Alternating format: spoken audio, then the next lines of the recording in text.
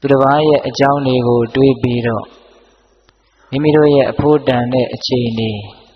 အဖို့တန်တဲ့လုပ်ရမယ့်အလုပ်တွေလစ်ဟင်းခဲ့ပေါင်းလဲများလာပါပြီတကယ်တွေးရမယ့်ကိုယ့်အတွက်အရေးကြီးတဲ့ကိုယ့်အကြောင်းကိုတွေးဖို့ကြတော့အချိန်ယူရကောင်းမှမသိတွေးရကောင်းမှမသိကိုယ့်အကြောင်းကိုနားလည်ရကောင်းမှမသိပဲနဲ့နေခဲ့ရတဲ့အချိန်တွေလည်းများခဲ့လှပြီအဲ့ဒီတော့မြတ်စွာဘုရားရဲ့အလိုအားလျော်စွာလောကမှာလူရလို့ဖြစ်လာရင်ကိုတယောက်တည်းရှင်သန်လို့ရတာမဟုတ်ဘူးလေကိုပတ်ဝန်းကျင်မှာတပါးသောသူတွေဆိုတာပုံသဏ္ဍာန်အမျိုးမျိုးနဲ့ရှိမနေဘူးလားရှိနေတယ်သားတွေသမီးတွေမြေးတွေမြစ်တွေရှိမယ်မိတ်ဆွေအပေါင်းအသင်းတွေဆွေမျိုးတွေရှိမယ်ပတ်ဝန်းကျင်လူသားတွေရှိမယ်ကိုယ်ကလွဲရင်တခြားသောသူတွေဟာသူတစ်ပါးပဲမဟုတ်လားအေးအဲ့ဒီလိုမိမိနဲ့သူတစ်ပါးနှစ်ဦးသားရှိကြတဲ့အခါကာလမှာသူတစ်ပါးအကြောင်းနဲ့ပတ်သက်ပြီးတော့ဘယ်လိုစဉ်းစားသင့်တယ်လဲကိုယ်အကြောင်းနဲ့ပတ်သက်ပြီးတော့ဘယ်လိုစဉ်းစားသင့်တယ်လဲဆိုတာလေးနဲ့ပတ်သက်ပြီးတော့ဘဝမှာအင်မတန်လဲအရေးပါတယ်လက်တွေ့လဲအင်မတန်ကြတယ်လို့ဦးဇင်းတို့ယူဆတဲ့အတွက်ကြောင့်မိမိတို့ကိုမိမိတို့ချမ်းသာခြင်းရတယ်ဆိုရင်ဘုရားရှင်ကိုတော်မြတ်ရဲ့တပါးသောသူတွေနဲ့ပတ်သက်ပြီးတော့ဘယ်လိုနှလုံးသွင်းရမယ်မိမိနဲ့ပတ်သက်ပြီးတော့ဘယ်လိုနှလုံးသွင်းရမယ်ဆိုတဲ့ဆုံးမတော်မူချက်ကလေးကိုပြောခြင်းတဲ့အဓိပ္ပာယ်လေးကတော့နည်းနည်းလေးပဲဒါပေမဲ့အင်မတန်အရေးကြီးတယ်လို့ထင်တယ်သူအကြောင်းကိုအကြောင်းမြတ်စွာဘုရားဟောထားတဲ့တရားဒေသနာတော်တွေဟာကာယကံမှုနဲ့ပတ်သက်ပြီးတော့ဟောတာတွေရှိတယ်ဒီလိုမလုပ်ကြနဲ့ဒီလိုလုပ်ရင်ဆင်းရဲလိမ့်မယ်ဒီလိုတော့လုပ်ကြဒီလိုလုပ်မယ်ဆိုရင်ချမ်းသာလိမ့်မယ်လို့ကာယကံနဲ့ပတ်သက်ပြီးတော့ဆုံးမညွှန်ကြားထားတာတွေမရှိဘူးလားနောက်ဝစီကံနဲ့ပတ်သက်ပြီးတော့ဒီလိုမပြောကြနဲ့ဒီလိုပြောရင်တော့ပြစ္ဆုတ်ပန်တန်ရာနှစ်ဖြာဆင်းရဲလိမ့်မယ်ဒီလိုပြောတဲ့နဲ့ဒီလိုပြောမှချမ်းသာလိမ့်မယ်ဆိုပြီးတော့ဝစီကံနဲ့ပတ်သက်ပြီးတော့ဆုံးမထားတာကိုမရှိဘူးလားဗျာရှိတယ်ဒီကနေ့ညကာယကံနဲ့ပတ်သက်ပြီးတော့သိမပြောပါဘူးဝစီကံနဲ့ပတ်သက်ပြီးတော့လည်းသိမပြောပါဘူးအရေးအကြီးဆုံးဖြစ်တဲ့မနောကံနဲ့ပတ်သက်ပြီးတော့ပြောခြင်းတယ်ဘာကြောင့်လဲဆိုတော့ကာယကံနဲ့ဝစီကံကပို့ပြီးတော့အရေးပါတယ်အရာလည်းကျယ်တယ်အဲ့ဒီဝစီကံနဲ့မနောကံကပို့ပြီးတော့အရေးပါပြီးတော့ပို့ပြီးတော့အရာကျယ်တယ်နည်းနည်းလေးစဉ်းစားကြည့်ဟောဒီပေတကြီးကိုသူတစ်ပါးအသက်မတတ်နဲ့သူတစ်ပါးဥစ္စာမခိုးနဲ့သူတစ်ပါးအိမ်ရမပြစ်မှားနဲ့လို့သိပြီးတော့ဆုံးမစရာမလိုဘူးကြားလဲကြားဘူးတယ်ကာယကံနဲ့ပတ်သက်ပြီးတော့သိရှုပ်ထွေးတာတွေမရှိဘူးဝစီကံကြတော့နည်းနည်းလေးပိုခဲရင်လာတယ်လွန်ကျူးမှုလည်းများလာတယ်မတတ်ဘူးမခိုးဘူးအိမ်တော်ကြီးမဖောက်ပြန်ဘူးဆိုတဲ့လူတွေများပေမဲ့လို့ဟေ့မလိမ်ဘူးဟေ့ဂုံစကားကိုမပြောဘူးဟေ့ကြမ်းတမ်းတဲ့စကားကိုမပြောဘူးအနှစ်မရှိတဲ့စကားကိုမပြောဘူးလို့ပြောနိုင်တဲ့လူကြတော့နေမသွားဘူးလားနေသွားတယ်ကာယကံအပြစ်ကင်းဖို့တဲ့ဝစီကံအပြစ်ကင်းဖို့ကပို့ပြီးတော့မခဲရင်ဘူးလားခဲရင်နေဗျမဟုတ်တာလေးတွေကပြောမိနေတဲ့ပူပူတာတာလေးတွေလေဟုတ်လားကိုကိုပို့ပြီးတော့ချစ်စီခြင်းလို့မင်းကိုဘယ်သူကဘလို့ပြောနေတာလို့ဂုံစကားလေးတွေတခါတခါပြောမိတတ်တယ်လေဟုတ်လားကြမ်းတမ်းတဲ့စကားတွေကလည်းစိတ်လိုက်မှန်ပါတခါတခါထွက်သွားမိတတ်တယ်လေအနှစ်မရှိတဲ့စကားတွေကတော့အမြဲတမ်းလိုထွက်နေတတ်တယ်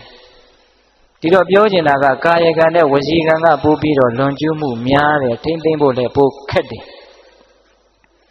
ဝစီကံနဲ့မနောကံကြတော့ပို့ပြီးတော့ခက်သွားပြီလို့ပိဋကတ်တို့သဘောပေါက်ပါတယ်ဟုတ်လားစိတ်ထဲကတွေးချင်ရတွေတွေး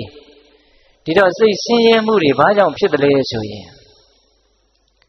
စိတ်ဆင်းရဲတယ်ဆိုတာဆင်းရဲအောင်တွေးလို့ဆင်းရဲတာပိဋကတ်စိတ်ဆင်းရဲတယ်ဆိုတာ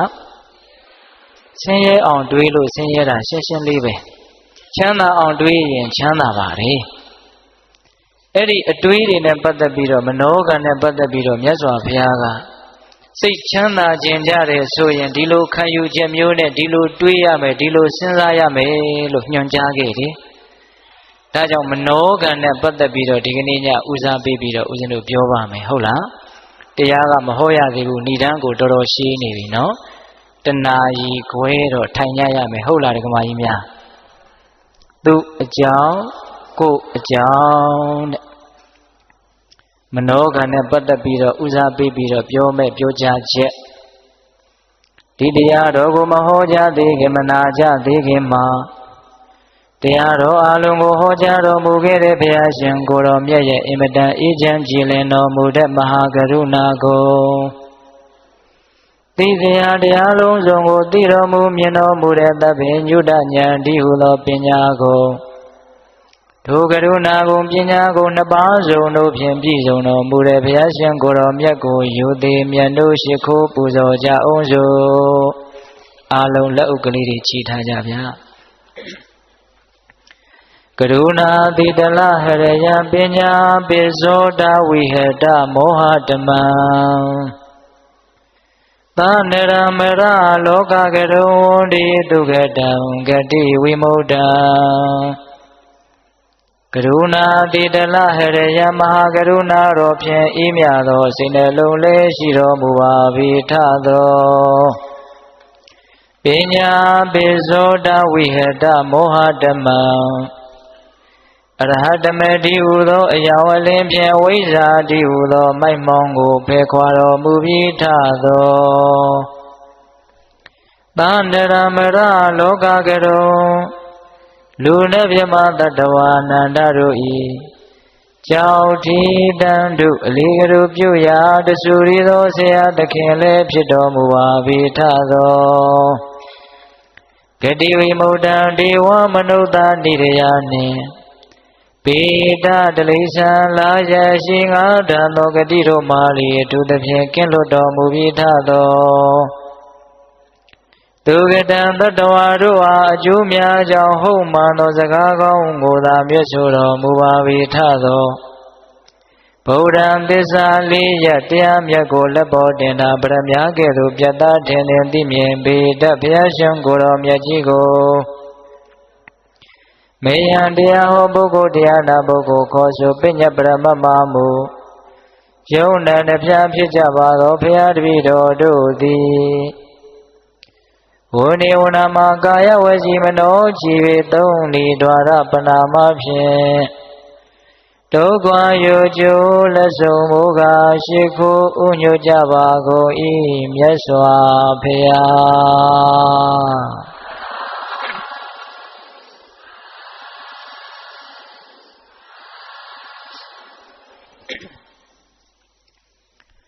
သူအကြောင်း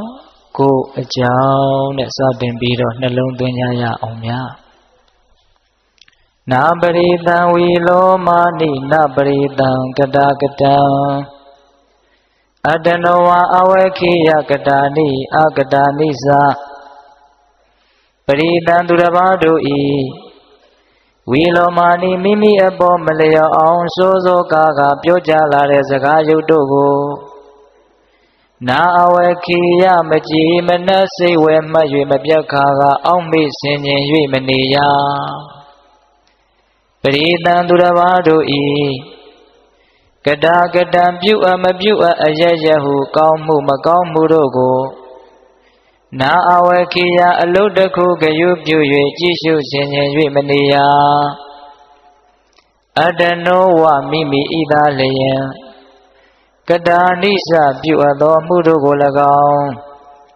အကတာနိစ္စမပြုအပ်သောမှုတို့ကို၎င်းအဝေကိယအလုတ်တစ်ခုဂယုပြု၍ကြည့်ရှုဆင်ញင်ကြကုန်ရ၏ဒီဂါထာလေးကိုမြတ်စွာဘုရားဇေတဝန်ကျောင်းတော်မှာတရင်သုံးတော်မူခြင်းခါကာလတုန်းကဟောကြားတော်မူခဲ့တယ်ဒီဂါထာလေးကိုဦးဇင်းတို့စစ်စစ်ပေါက်ပေါက်လေ့လာကြည့်တော့အဓိပ္ပာယ်၃ချက်တွေ့ရအဓိပ္ပာယ်ဘယ်နှချက်လဲဗျာ၃ချက်တွေ့ရတယ်ပြန်ပြီးတော့နာယူကြည်ညိုကြည့်မယ်ပရိသံသူတစ်ပါးတို့ဤဝီလောမာနိမိမိအပေါ်မလျော်အောင်စိုးစိုးကားပြောကြလာတဲ့စကားရုပ်တို့ကိုနာအဝေခိယမကြည်မနှက်စိတ်ဝဲမှတ်၍မပြတ်ခါကအောက်မေ့ဆင်ញင်၍မနေရတပါးသောသူတွေကကိုယ့်ကိုမုန်းလို့မလိုလို့ပြောတဲ့စကားရုပ်တွေကို ခေါင်းထဲမှာထည့်ပြီးတော့အဖန်ဖန်ထပ်ထပ်တွေးပြီးတော့ကိုပြောလိုက်တာကြီးကိုအကြာကြီးခံစားပြီးတော့အဲ့ဒါကြီးကိုမပြစ်နိုင်မချနိုင်မဲနဲ့အမှတ်ရတိုင်းထုတ်ပြီးတော့ကြည်နေတဲ့ပစ္စည်းတစ်ခုလိုကိုသူများကမုန်းလို့ပြောတဲ့စကားတွေကိုအဖန်ဖန်ထပ်ထပ်စဉ်းစားပြီးတော့ဒေါသကိလေသာတွေနဲ့ပင်ပန်းမနေပါနဲ့တဲ့နာအဝက္ခေယမကြည်မနှက်စိတ်ဝယ်မှတ်၍မပြတ်ခါကအောက်မေ့ဆင်ခြင်၍မနေရသူများကကိုမုန်းလို့ပြောတဲ့စကားတွေကိုမမေ့နိုင်မဲနဲ့တိမ့်ထားပြီးတော့ပြန်ပြီးတော့ထုတ်ခံစားပြီးတော့မနေပါနဲ့တဲ့သဘောပေါက်တယ်နော်အဲ့ဒါနံပါတ်1နောက်နံပါတ်2မြတ်စွာဘုရားကဘာသင်ကြားတော်ဆိုတော့ပရိသံသူတော်ဘာတို့ဤကတပြုအပ်မပြုအပ်အရရဟုကောင်းမှုမကောင်းမှုတို့ကိုနာအဝကေယအလုတ်တခုဂယုပြု၍ကြည်ရှုဆင်ញင်၍မနေရသူများဘာတွေလုပ်တယ်ဘာတွေမလုပ်ဘူးဆိုတာကိုယ့်ရဲ့အလုတ်တစ်ခုကြီးလို့သဘောထားပြီးတော့စဉ်းစားရင်းနဲ့တန်ဖိုးရှိတဲ့အချိန်တွေမကုန်ပါစေနဲ့တဲ့တရားဓမ္မတို့ဘဝမှာခေါင်းထဲမှာတွေးနေတဲ့အတွေးတွေဟာသူများအကြောင်းတွေးနေတဲ့အတွေးတွေနဲ့အချိန်ကုန်ခဲ့တာများလှပြီဗျဟုတ်လားဒါကြောင့်မြတ်စွာဘုရားကတန်ဖိုးရှိတဲ့အလုပ်တွေကိုလုံနိုင်ခွင့်ရှိတဲ့ဒီအချိန်ဒီခွန်အားတွေကိုအရေးမပါအရာမရောက်တဲ့သူတစ်ပါးအကြောင်းတွေကိုတွေးရင်းနဲ့ပြုံးတီးသွားမှဆိုးလို့တားမြစ်တာနံပါတ်2ဟုတ်လားနံပါတ်1ကသူများကကိုမုန်းလို့ပြောတဲ့စကားတွေကိုတွေးပြီးတော့ဒေါသတွေဖြစ်ပြီးတော့မကြည်မနှက်နဲ့ခံစားမနေပါနဲ့ပြီးခဲ့ပါပြီဟုတ်လားနောက်သူတစ်ပါးဘာတွေလုပ်တယ်ဘာတွေမလုပ်ဘူးဆိုတာကိုအလုပ်တစ်ခုလိုသဘောထားပြီးတော့စဉ်းစားမနေပါနဲ့ဟုတ်လားနောက်နံပါတ်3အတ္တနောဝမိမိဤသာလျံကတာနိစ္စပြုအပ်သောမှုတို့ကို၎င်းအာကတာနိစ္စမပြုအပ်သောမှုတို့ကို၎င်းအဝေကေယအလုတ်တခုဂယုပြု၍ကြည်ရှုဆင်ញင်ကြကုန်ရ၏ကိုဘာတွေလှုပ်ထားတယ်ကိုဘာတွေမလှုပ်ရသေးဘူးတနည်းအားဖြင့်တန်ဖိုးရှိတဲ့လူဘဝနဲ့ထိုက်တန်တဲ့မြင့်မြတ်တဲ့အလုပ်တွေကိုငါဘယ်လောက်လှုပ်ပြီးပြီလဲငါဘယ်အတိုင်းတာအထိလှုပ်ပြီးပြီလဲငါဘယ်လောက်မလှုပ်ရသေးဘူးလဲလို့ဒါကိုပဲစဉ်းစားပါတဲ့ဟုတ်ရဲ့လားငါဘဝမှာပြဿနာတွေအခက်အခဲတွေအများကြီးဖြေရှင်းเสียကြံသေးတယ်လို့နားလည်ထားဖို့လိုတယ်ဗျတခါကြီးဒီမကြီးများဘဝမှာမဖြေရှင်းရသေးတဲ့ပြဿနာတွေအခက်အခဲတွေအများကြီးရှိသေးတယ်ဗျအိုရအောင်မဲနာရအောင်မဲသေရအောင်မဲပစ္စည်းရှိမရှိမရွေဘူးဂုဏ်မရှိမရွေဘူးလူတိုင်းတန်းတူရင်ဆိုင်ရမယ့်အခက်အခဲပြဿနာကြီးတွေအိုရဟာသိကြီးကျယ်တဲ့ပြဿနာဗျနားရဲဆိုတာလဲကြော်ဖြတ်ဖို့အင်မတန်ခဲရင်တဲ့အစဉ်ပြေတဲ့စိတ်တွေအင်မတန်ဖြစ်ဖို့ခက်ခဲတဲ့ပြဿနာကြီးဗျသေတယ်ဆိုတာကတော့တကယ့်ကိုဘဝမှာအကြီးကျယ်ဆုံးပြဿနာပါပဲနောက်ဘဝတန်တရားရင်းနဲ့လည်းဆက်နေတာဆိုတော့သေခြင်းတရားဟာသိကြီးကျယ်တဲ့ပြဿနာပေါ့အဲ့ဒီလိုဖြေရှင်းရခက်တဲ့မဖြေရှင်းလို့လည်းမဖြစ်တဲ့ပြဿနာတွေအခက်အခဲတွေတွေ့လာရင်ဘယ်အတိုင်းတာအထိပြေလည်အောင်ဖြေရှင်းနိုင်တဲ့အစွမ်းအစတွေရှိပြီလေအဲ့ဒါတည်းတဲ့ငါဘလောက်လုတ်ပြီးပြီလေလို့မစဉ်းစားသင့်ဘူးလားစဉ်းစားသင့်နေဒါကြောင့်ကို့မှာဘလို့အစွမ်းတွေရှိပြီးပြီလေဘလို့အစွမ်းတွေကတော့မရှိသေးဘူးလေလို့ကို့အကြောင်းကိုယ်သာလေအရေးတကြီးသဘောထားပြီးတော့စဉ်းစားရမယ်ဟုတ်ရဲ့လားအဓိပ္ပာယ်ဘယ်နှမျိုးပြောလိုက်လဲ3မျိုးပြောလိုက်တယ်ဘဝမှာအင်မတန်အခြေခံကြပြီးတော့အင်မတန်ရေးကြီးတဲ့ဆုံးမတော်မူချက်လို့ဦးဇင်းတို့ကတော့အဲ့ဒါလိုယုံကြည်ပါတယ်တခါကြီးဒီမကြီးများလည်းယုံကြည်ကြလိမ့်မယ်နဲ့တူပါတယ်ဒီကနေ့ညအဲ့ဒီအချက်ကလေး3ချက်ကိုတဏှာရီခွဲအတွင်းမှာဦးဇင်းတို့စွမ်းနိုင်တဲ့လောက်ချဲ့ထွင်ပြီးတော့ပြောသွားပါမယ်နော်အခုတော့ဦးဇင်းတို့ကဘာဆက်ပြောမှလဲဆိုတော့ဒီကာထာလေးဟောကြားရခြင်းရဲ့အကြောင်းဝတ္ထုပြောပြတယ်ဒီကာထာကိုမြတ်စွာဘုရားဘာကြောင့်ဟောတယ်လဲဆိုတဲ့အကြောင်းနိဒန်းပေါ့တာဝတိမြို့မှာ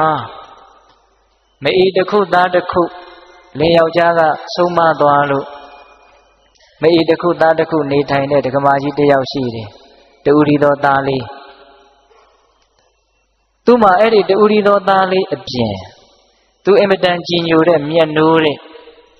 ပါဝီယကလို့အမည်ရှိတဲ့ဒိဋ္ဌိတက္ကတော်တစ်ယောက်လည်းရှိတယ်သူကမြတ်စွာဘုရားနဲ့ခင်ဆိုတော့အဲ့ဒီတက္ကတော်ကိုသူကအင်မတန်ကြည်ညိုတာသားလို့လည်းချစ်တယ်လုံးတရားရှိတဲ့လို့ဆိုရင်အဲ့ဒီတက္ကတော်ကိုအမြဲတမ်းတိုင်ပင်တယ်ဒီလိုနဲ့နေလာရင်းနဲ့သုံးလောကထူတာသဗ္ဗညုမြတ်စွာဘုရားပွင့်တော်မူလာတော့တာဝတိမြို့တွေကလူတွေအချင်းချင်းပြောကြရင်းနဲ့ဘုရားရဲ့ဂုဏ်တွေဘုရားရဲ့ကျေးဇူးတွေကသူ့ရဲ့နားထဲကိုရောက်လာတယ်တာကီဝေမင်းသားမြတ်စွာဘုရားဟာကိလေသာခတ်သိမ်းချုပ်ငြိမ်းတော်မူတဲ့မကောင်းတဲ့စိတ်အညစ်အကြေးပူလောင်စေတတ်တဲ့စိတ်ဓာတ်တွေဘာမှမရှိတော့ဘူးတဲ့ဂေါတမဗုဒ္ဓဆိုတဲ့မြတ်စွာဘုရားဟာသိစေရတရားအလုံးစုံကိုအကုန်လုံးသိတော်မူတဲ့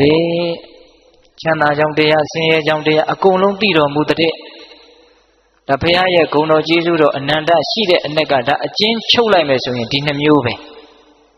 ဒါလေးလည်းပဲအပြေးလွားလေးမှတ်လိုက်ပါဦးဗျာမြတ်စွာဘုရားရဲ့ဂုဏ်ကိုအကျဉ်းချုပ်မယ်ဆိုလို့ရှိရင်ကိလေသာနဲ့သိစေရာကုန်တာပိဋကဘာနဲ့ဘာကုန်လဲကိလေသာရဲ့သိစေရာရဲ့ကုန်တာအညစ်အကြေးတွေစိတ်အညစ်အကြေးတွေဘာမှမရှိတော့မသိသေးတာဆိုလို့ဘာမှမရှိတော့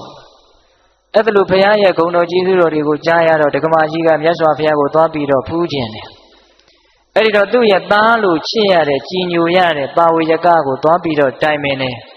အမေအဲ့ဒီဂေါတမဗုဒ္ဓဆိုတဲ့မြတ်စွာဘုရားကိုဖူးခြင်းတယ်အဲ့ဒီလိုလည်းပြောလိုက်ရောပါဝေယကကလူလေပဲဗျာဂေါတမဗုဒ္ဓနဲ့သာသွားတွေ့မယ်ဆိုရင်သူ့ကိုကြည်ညိုသွားတာနဲ့ငါ့ကိုလုံးဝထက်တွက်တော့မှမဟုတ်တော့ဘူးတဲ့သူ့စိတ်ထဲမှာစဉ်းစားတာခမရဘာလို့သွားပြီးတော့ဖူးမြော်မှလဲအဲ့ဒီဂေါတမဗုဒ္ဓဆိုတဲ့ပုဂ္ဂိုလ်ဟာအာဝတ္တနိယမာယာအောက်လန်းပညာတတ်တယ်သူတွေရောက်လာတဲ့ပုဂ္ဂိုလ်တွေကိုမကြည်ညိုရမနေနိုင်အောင်ဆွဲဆောင်တတ်တဲ့အတတ်ပညာဘုရားလက်ထက်ကဒိဋ္ဌိတွေကမြတ်စွာဘုရားကိုမနာလို့တော့အဲ့ဒါလိုအပုတ်ချကြတာအမှန်ကတော့မြတ်စွာဘုရားဆိုတာကသိပြီးတော့တပ်ပယ်တဲ့ရုပ်အစင်းကိလေသာကိန်းနေလို့အင်မတန်ငြိမ်းချမ်းနေတဲ့မျက်နှာအဲ့ဒါလိုရုပ်အစင်းဘက်ကရောဓမ္မဘက်ကရောပြောစရာမရှိအောင်ပြည့်စုံတာဆိုတော့မြင်ရရင်မကြည်ညိုရရင်မနေနိုင်ဘူးအဲ့ဒါကိုမနာလို့အဲ့ဒါလိုမြတ်စွာဘုရားကိုအာဝတ္တနိယမာယာတတ်တယ်လို့ပြောကြတာတဲ့အဲ့ဒါလိုပြောပြီးတော့တားလိုက်တော့ဒကမာကြီးကနောက်ဆုတ်သွားရောနောက်ရက်အနည်းငယ်ကြာတော့ဒုတိယံပြီးနှစ်ကြိမ်မြောက်မြတ်စွာဘုရားကိုဖူးမြော်ခြင်းတော့သွားပြီးတော့တိုင်မင်းနေတားပြန်တာပဲတတိယအကြိမ်တိုင်မင်းနေတားပြန်တာပဲသရုဒ္ဓအကြိမ်ကျတော့မတိုင်မင်းတော့ဘူးအဲ့ဒါမြတ်စွာဘုရားစီကိုသူ့ရဲ့သားအရင်ကိုလွတ်တယ်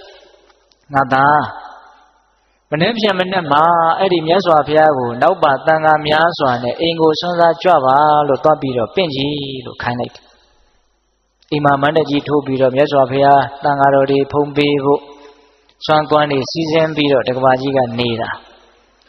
အဲ့ဒါဘုရားသွားပင့်တဲ့သားကဘုရားစီတမ်းမသွားဘဲနဲ့ပါဝေယကစီကိုဝင်တာဝင်တဲ့အခါကျတော့မင်းဘယ်သွားမှတော့မြတ်စွာဘုရားကိုအမေကသွားပင့်ခိုင်းလို့ဖေရဟာသွားမပင့်နဲ့ကွာအမေစကားနားမထောင်ပဲမနေရဲဘူးဖေရအေးအဲ့ဒီလိုဆိုရင်မင်းအမေစကားကိုလည်းနားမထောင်ရမရောက်အောင်ငါတို့အကြံစီလဲအောင်မြင်အောင်မင်းဖះစီကိုသွားပြီးတော့ပင့်တော့ပင့်ခဲ့ကွာဒါပေမဲ့လို့မြတ်စွာဘုရားကြွလာရမယ့်နေရာကဘယ်နေရာဘယ်လမ်းဘဇုအိမ်လို့မင်းနေရာဒေသကိုမပြောခဲ့နဲ့တဲ့အရှင်ဘုရားမနေ့ပြန်ဆုံးဖုံးပေးကြွပါဘုရားလို့ဒါပဲပင့်ပြီးတော့ပြန်လာခဲ့အဲ့ဒါဆိုရင်မင်းတို့အိမ်ဘယ်နာနေမှမသိတော့အဲ့ဒီမြတ်စွာဘုရားဆိုတဲ့ပုဂ္ဂိုလ်အတွက်ချက်ထားတဲ့စွန့်နေကုန်းတွေကိုငါတို့နှစ်ယောက်စားကြတာပေါ့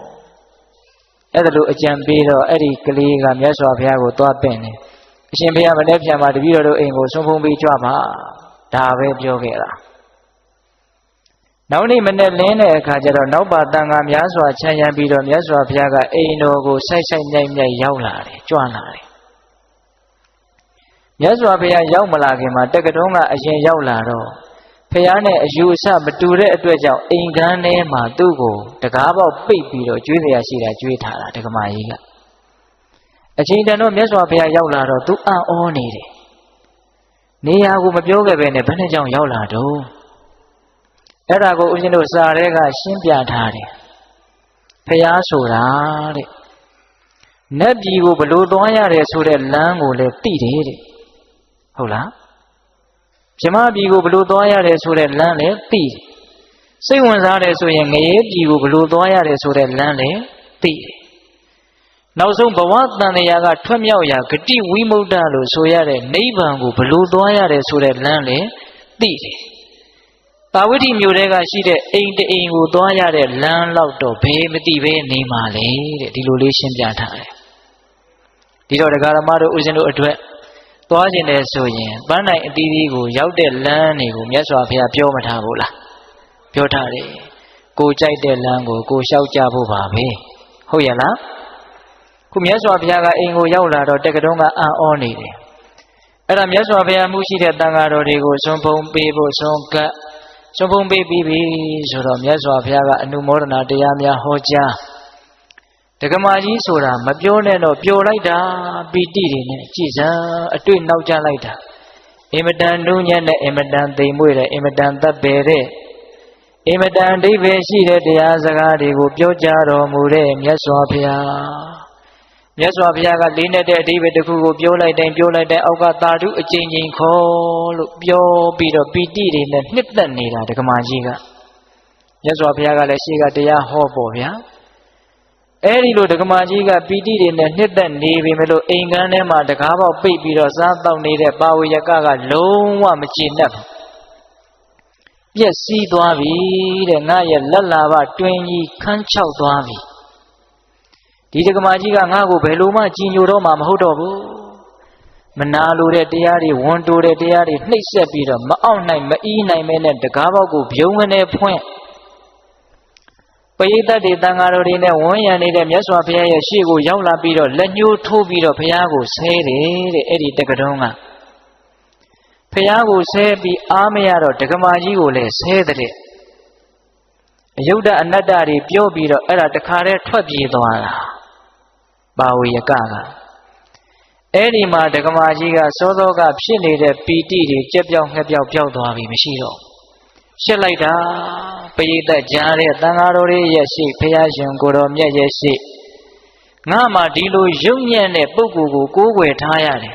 ဒီလိုယုံညံ့တဲ့ပုဂ္ဂိုလ်နဲ့မိတ်ဆွေအပေါင်းအသင်းရှိတယ်လို့သူများတွေသိကုန်ပြီမျက်နာဓာတ်နဲ့သာလှီးပစ်လိုက်ခြင်းတော့ငါတစ်သက်လုံးကြွေးခဲ့မွေးခဲ့တဲ့ကျေးဇူးဂုဏ်ကိုမှမထောက်ငါကိုလူကြားတဲ့ပက်ပက်ဆက်ဆက်ပြောသွားတယ်ဆိုပြီးတော့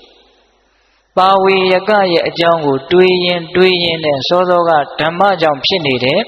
ပီတိတွေရှိသေးသလားမရှိတော့ဘူးမြတ်စွာဘုရားရှိကဘာတွေဟောလို့ဟောနေမှန်းကိုမသိတော့ဘူးအဲ့ဒါလောက်ထိဖြစ်သွားတာအဲ့ဒီမှာမြတ်စွာဘုရားကဟောနေတဲ့ဒေသနာအစဉ်ကိုရက်ပြီးတော့ယခုနကဥစဉ်ပိဋကပေါင်းသူတော်ကောင်းတို့ကိုအကြံဉာဏ်လေးရှင်းပြခဲ့တဲ့ဂါထာလေးအဲ့ဒီမှာဟောတာဗျနော်သူတစ်ပါးဘာတွေလုပ်တယ်ဘာတွေမလုပ်ဘူးဆိုတာကိုမရှင်းစားနဲ့သူတစ်ပါးကကိုယ့်ကိုမုန်းလို့ပြောတဲ့စကားတွေကိုအောက်မေ့မနေနဲ့ကိုယ်ဘာတွေလုပ်နေတယ်လုပ်မနေဘူးဆိုတဲ့ကိုယ်အကြောင်းကိုယ်သာလည်းအရေးတကြီးစဉ်းစားစမ်းပါလို့ဒါလေးပြောပြတာနပရိသံဝီလောမာနိနပရိသံကတာကတံအတနောဝအဝေခိယကတာနိအကတာနိသပရိသံသူတစ်ပါးတို့ဤဝီလောမာနိမိမိအပေါ်မလျော်အောင်စိုးစိုးကားကားပြောကြားလာတဲ့စကားရုပ်တို့ကိုနာဝေခိယမကြည်မနက်စေဝဲမှတ်၍မပြတ်ကားကားအောက်မေ့ဆင်ခြင်၍မနေရပရိသံသူတစ်ပါးတို့ဤကတာကတံပြုအပ်မပြုအပ်အယယဟုကောင်းမှုမကောင်းမှုတို့ကိုနာဝေခိယအလုတ်တခုကရွပြု၍ကြည်ရှုဆင်ခြင်၍မနေရအတနောဝမိမိဤသာလျင်ကတာနိစ္စပြုအပ်သောမှုတို့ကို၎င်းအကတာနိစ္စမပြုအပ်သောမှုတို့ကို၎င်း အာဝကိယအလုတ္တခုကယုပြု၍ကြည်ရှုဆင်ញင်ကြကုန်ရာတည်း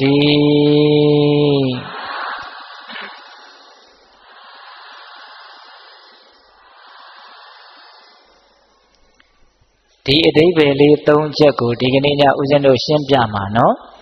နံပါတ်1သူတစ်ပါးကကိုယ့်ကိုမုန်းလို့ပြောတဲ့စကားတွေပတ်ဝန်းကျင်ကနေကိုယ့်အကြောင်းကိုပြောနေတဲ့စကားသံတွေနဲ့ပတ်သက်ပြီးတော့ဘယ်လိုစဉ်းစားကြမလဲဟုတ်လားနံပါတ်2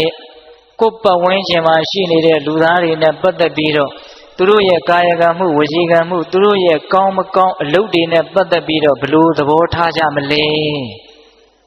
နော်နံပါတ်3ကိုယ့်အကြောင်းနဲ့ပတ်သက်ပြီးတော့ဘယ်လိုသဘောထားကြမလဲအရေးမကြီးဘူးလားအရေးကြီးတယ်ကိုယ့်ခေါင်းထဲမှာသူများအကြောင်းတွေရှိခြင်းရှိသူများအကြောင်းမရှိရင်ကိုယ့်အကြောင်းရှိတယ်ဘယ်ဟာကအရှိများလဲသူများအကြောင်းတွေကအရှိများတယ်ဗျကိုယ်ကလွဲရင်သူများပဲလေဟုတ်လားအေးဒါကြောင့်ဒီ၃ချက်ကိုဒါဦးဇင်းတို့စပြီးတော့ပြောကြမယ်ပရိသံသူတစ်ပါးတို့ဤဝီလောမာနီမိမိအပေါ်မလျော့အောင်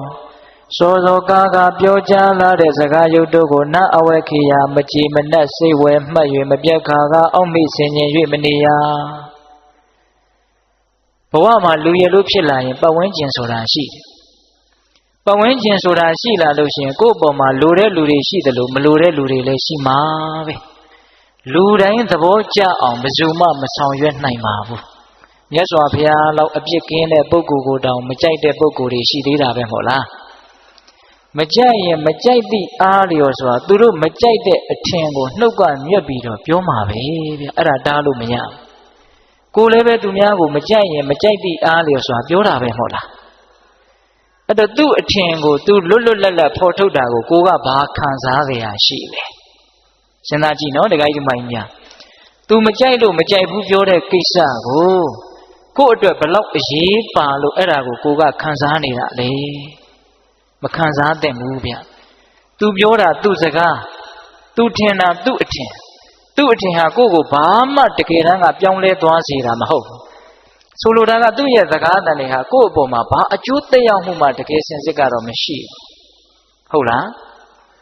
အဲ့ဒီစကားတန်ကြောင့်တော့ကိုဘာမှဖြစ်မသွားဘူးချီးမွမ်းလို့လည်းပဲကိုတကယ်ကောင်းမသွားဘူးပင်ကိုကမကောင်းရင်မကောင်းပဲကဲရဲ့လို့လည်းပဲကိုတကယ်ယုံမာတဲ့လူတယောက်ဖြစ်မသွားဘူးကိုပင်ကိုကဆိုးရင်ဆိုးမှာပဲကိုပင်ကိုကကောင်းရင်ကောင်းမှာပဲဟုတ်လားဒါကြောင့်စကားသံတွေနဲ့ပတ်သက်ပြီးတော့ခိုင်မာတဲ့စိတ်ဓာတ်ရှိဖို့လိုအပ်တယ်ပတ်ဝန်းကျင်ကပြောတိုင်းတုံလှုပ်နေမယ်ဆိုလို့ရှိရင်တရွက်6တရွက်လို့ကိုယ့်ရဲ့ဘဝဟာလွင့်မျောသွားနိုင်တယ်ဟုတ်လားဒါကြောင့်မြတ်စွာဘုရားကသေလောယထာဧကကနောဝါဒေနနသမိရတိဧဝောနေနပတန္တာဒုနသမိစ္ဆန္တိပန္တိတာအမျှော်မြင်ကြီးတဲ့လူဉာဏ်ရှိတဲ့လူဆိုတာပတ်ဝန်းကျင်ကထွက်လာတဲ့ချီးမွမ်းခြင်းကဲ့ရဲ့ခြင်းစကားသံတွေကိုမတုံလှုပ်သင့်ဘူးတဲ့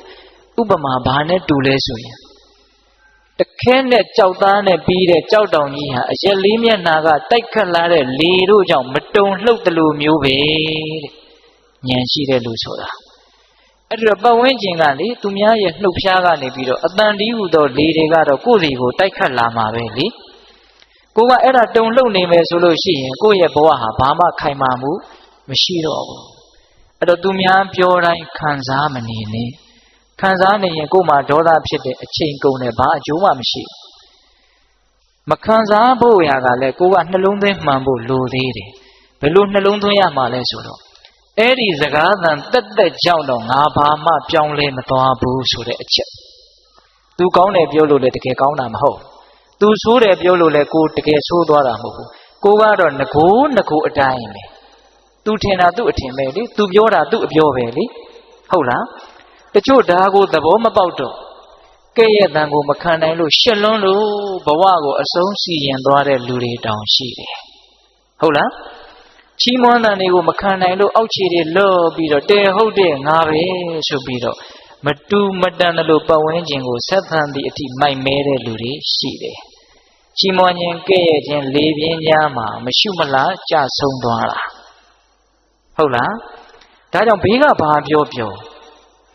ဒါလေးနဲ့ပတ်သက်ပြီးတော့အတုယူစရာအားကျစရာလေးဦးဇင်းတို့ပြောပြခြင်းတယ်မြတ်စွာဘုရားလက်ထက်ကယဟန်တော်လေးတစ်ပါးတောရဆောက်တည်ပြီးတော့တောအုပ်ရဲ့တနေရာမှာသင်္ကန်းကျောင်းလေးဆောက်ပြီးတော့ရွာနဲ့မနီးမဝေးတည်င်းသုံးပြီးတော့နေတာထူးခြားတာကဘာလဲဆိုတော့အဲ့ဒီရွာကအိမ်တအိမ်ကဒကာဒကမတွေနဲ့အဲ့ဒီယဟန်တော်လေးကအင်မတန်ရှင်းနေတယ်အင်မတန်ခင်တယ်ခင်တော့တခါဆိုအဲ့ဒီအိမ်ကိုသွားပြီးတော့လဲတယ်တရားစကားပြောတယ်အိမ်ကလူတွေကလည်းသူ့ကိုသားလို့ညီလို့အကိုလို့ချစ်တယ်ခင်တယ်ကြည်ညိုတယ်ပေါ့ဟုတ်လားအဲ့ဒီလိုနဲ့တခါတလေဆိုသူကညစ်နဲ့မှပြန်တယ်အဲ့ဒီအိမ်မှာပဲနေတာအဲ့ဒီလိုနဲ့ဆက်ဆံမှုကသိရင်းနှီးလွန်းတော့အဲ့ဒီသင်္ကန်းကျောင်းလေးနားမှာရှိတဲ့တစ်ပင်ကိုစောင့်တဲ့တစ်ပင်ဆောင်နှက်ကစိုးရိမ်တယ်ဒီယဟန်လေးရဲ့ပုံမှာသူကမေတ္တာရှိတယ်ဗျဒီယဟန်လေးအဲ့ဒီအိမ်ကိုအင်မတန်ရင်းနှီးတာပဲရင်းနှီးလွန်းအားကြီးပြီးတော့ပျက်စီးသွားရင်တော့ဒုက္ခအဲ့ဒီလိုယဟန်တော်လေးအပေါ်မှာကောင်းစီခြင်းနဲ့စိတ်ရှိတဲ့အတွက်ကြောင့်ပျက်စီးမှဆိုးလို့ဆိုပြီးတော့အဲ့ဒီအိမ်ကိုမသွားအောင်ဆိုပြီးတော့ဘာလုပ်တယ်လဲဆိုတော့အဲ့ဒီနက်ကအဲ့ဒီယဟန်တော်လေးနဲ့ရင်းနှီးတဲ့အိမ်ကဒကမဟန်ဖန်ဆင်းပြီးတော့နက်ကဖန်ဆင်းတာနော်ဒကမဟန်ဖန်ဆင်းပြီးတော့အဲ့ဒီယဟန်တော်လေးစီကိုရောက်လာတယ်ရောက်လာတော့ကိုတော်လေးကအဲ့ဒါကိုနက်လို့ဘယ်သိမှလဲသူ့အိမ်ကဒကမပဲလို့ထင်တာအဲ့ဒီမှာဒကမကလျှောက်တယ်တဲ့အရှင်ဘုရားလမ်းစုံလမ်းကွာလမ်းလေးကွာလူတွေဆုံတိုင်းယထာစိတ်တွေမှာဥယျာဉ်တွေအပန်းဖြေတဲ့နေရာတွေမှာလူတွေစုပြီးတော့အရှင်ဘုရားနဲ့တပည့်တော်ကိုဘာလိုညာလိုပြောနေကြတယ်တဲ့ပိဋကရေဘယ်သူကပြောတာတော့နတ်ကပြောတာဘယ်သူပုံစံဖန်ဆင်းပြီးတော့ပြောနေတာလဲဒကမပုံစံဖန်ဆင်းပြောနေတာ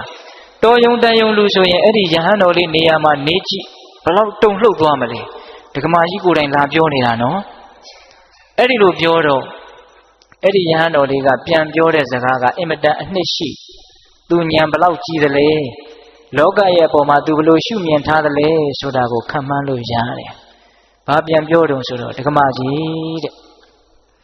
ကိုယ့်ရဲ့နားလေးကိုပတ်ဝန်းကျင်ကစကားသံတွေဆိုတာအမျိုးစုံနေအောင်ရောက်လာနိုင်တာပဲတဲ့အဲ့ဒါကိုတားလို့စီးလို့မရပါဘူးတဲ့သူများပါဇက်ပေါက်တွေဘလို့လို့လိုက်ပိတ်မှာလဲဒကမကြီးတွေ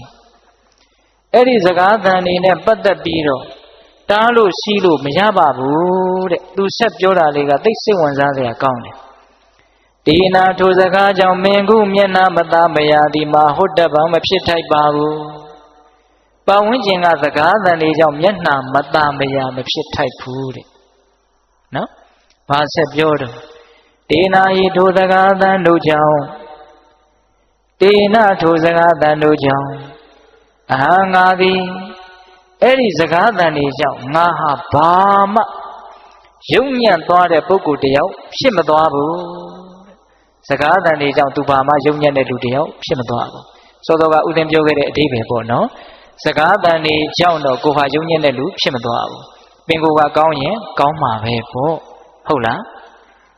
အဲ့ဒီလိုယဟန်တော်တွေကပြောပြီးတော့တောထဲမှာမိဂဝါဒဆိုပြီးတော့လူတွေကိုအင်မတန်ကြောက်တဲ့သမင်ဟာအစာရှာစားရင်းနဲ့ချက်ခနဲ့ကြားတိုင်းခေါင်းထောင်ကြည့်ချက်ခနဲ့ကြားတိုင်းခေါင်းထောင်ကြည့်အတန်နဲ့ပတ်သက်ပြီးတော့အဲ့ဒါလောက်တုန်လှုပ်နေရင်ဘယ်မှာတည်ငြိမ်တဲ့စိတ်ရှိတဲ့လူလို့ပြောလို့ရမှာလဲတဲ့အတန်နဲ့ပတ်သက်ပြီးတော့အဲ့ဒါလောက်တုန်လှုပ်နေရင်တည်ငြိမ်တယ်လို့ပြောလို့မရဘူးမတည်ငြိမ်ဘူးဆိုလို့ရှိရင်လေးနဲ့တဲ့အသိဉာဏ်မဖြစ်နိုင်ဘူးပတ်ဝန်းကျင်ကစကားသံတွေကိုအမြဲတမ်းခံစားနေမယ်ဆိုရင်အသိဉာဏ်တူရဖို့အတွက်အနှောင့်အယှက်ဖြစ်တယ်ဗျဟုတ်လားတခါကြီးဒီမိုင်များဒါကြောင့်ရင့်ကျက်တဲ့လူတစ်ယောက်ဖြစ်တယ်ဆိုတာကိုပြသဖို့အတွက်ပတ်ဝန်းကျင်ရဲ့ကဲ့ရဲ့ရှုံချတဲ့စကားသံတွေကိုကြံ့ကြံ့ခံနိုင်တဲ့အတွေးတွေရှိဖို့မလိုဘူးလား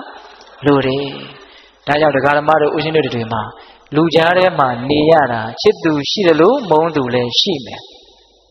ချီးမွမ်းတာရှိတယ်လို့ကဲ့ရတာလည်းရှိမယ်ဒါတွေနဲ့ပတ်သက်ပြီးတော့ငါဘာမှဖြစ်မသွားဘူးလို့နားလည်ပြီးတော့ဘာမှမဖြစ်တဲ့အရာတွေကိုဘာမှမဖြစ်တယ်လို့ပဲသဘောထားရမယ်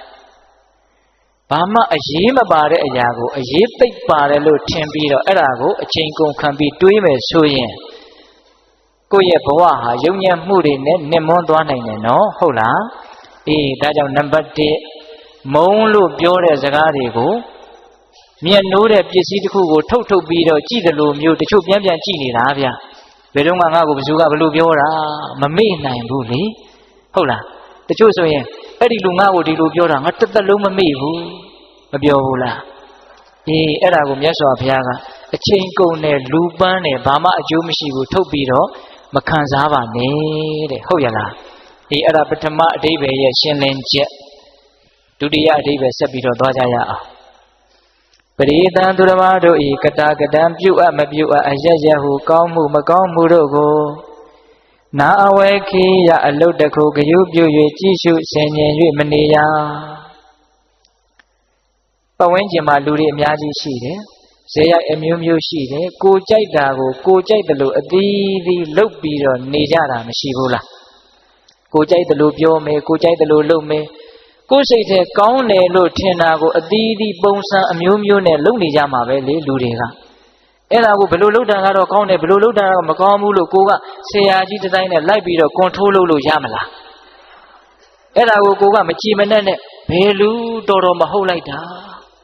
သူများလုပ်နေတာနဲ့ပတ်သက်ပြီးတော့ကိုကဘာဖြစ်နေလဲခံစားနေတာဟုတ်လားဒါကြောင့်သူများဘာတွေလုပ်တယ်မလုပ်ဘူးဆိုတာကိုယ့်အတွက်ဘာမှအရေးမကြီးဘူးဗျတကယ်ကတော့သူလုပ်တာသူ့ကံလေဟုတ်လားသူ့ကံဟာသူ့ကိုပဲအကျိုးပေးမှာလေရှင်းရှင်းလေးနော်တခါကြီးဒီမိုင်းများကိုလုပ်တာကိုကံဒီကိုကိုအကျိုးပေးမယ်ဘောင်းမဲကြောင့်သူ့အကျိုးပေးမဲ့သူ့ကံတွေကိုကိုကအရေးတကြီးသွားပြီးတော့လောကုတ်ချောနေတာလေမစဉ်းစားသင့်ဘူးလားစဉ်းစားသင့်နေဗျသူများအကြောင်းတွေကိုတွေးရင်တော့များသောအားဖြင့်အကုသိုလ်ဖြစ်တာပဲများတယ်ဒါတကားကြီးဒီမိုင်းများနားလည်နိုင်ပါလေအတွေ့အကြုံတွေလည်းပဲထက်ချီတလဲလဲများလာပါရော့မယ်စဉ်းစားကြည့်နော်အကုသိုလ်တွေများသောအားဖြင့်ဖြစ်တယ်စိတ်ထဲမှာလောဘတွေဒေါသတွေဖြစ်ရတယ်ဆိုတာသူများအကြောင်းစဉ်းစားလို့ဖြစ်တာဗျဟုတ်လားမုန်းတဲ့လူအကြောင်းစဉ်းစားကြည့်အဲ့ဒီလူပြေးလဲနေရင်ကိုသိပ်ပြီးတော့မကျေနပ်ချင်အဲ့ဒီလူမပြေးလဲဘူးဆိုလို့ရှိရင်မဟုတ်တဲ့အပြုံးတွေနဲ့ကျေနပ်ပြီးတော့နေတာနော်ချစ်တဲ့လူအကြောင်းစဉ်းစားမယ်ဆိုတော့ရောသူမပြေးလဲဘူးဆိုတော့ကိုကဆိုရင်လို့ကိုပါမပြေးလဲရောဟုတ်လားသူပြေးလဲလို့ဆိုတော့လည်းပဲလောဘတွေနဲ့ရင့်မှုပြီးတော့နေပြန်တာပဲဟုတ်လားများသောအားဖြင့်တော့သူများအကြောင်းစဉ်းစားရင်ဒေါသတွေအင်မတန်ဖြစ်ရတယ်မဟုတ်တာတွေလုပ်နေတာတွေကိုစဉ်းစားပြီးတော့ကြည်စမ်း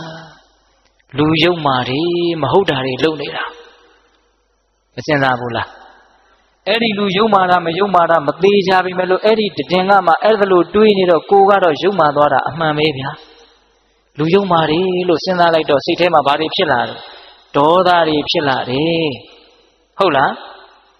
ကောင်းတာတွေလုပ်နေတဲ့လူတွေကိုစဉ်းစားမိတဲ့နေရာမှာတောင်မှအလကားပါကွာထောင်မြင်လို့ရာဆွန့်နေတာပါ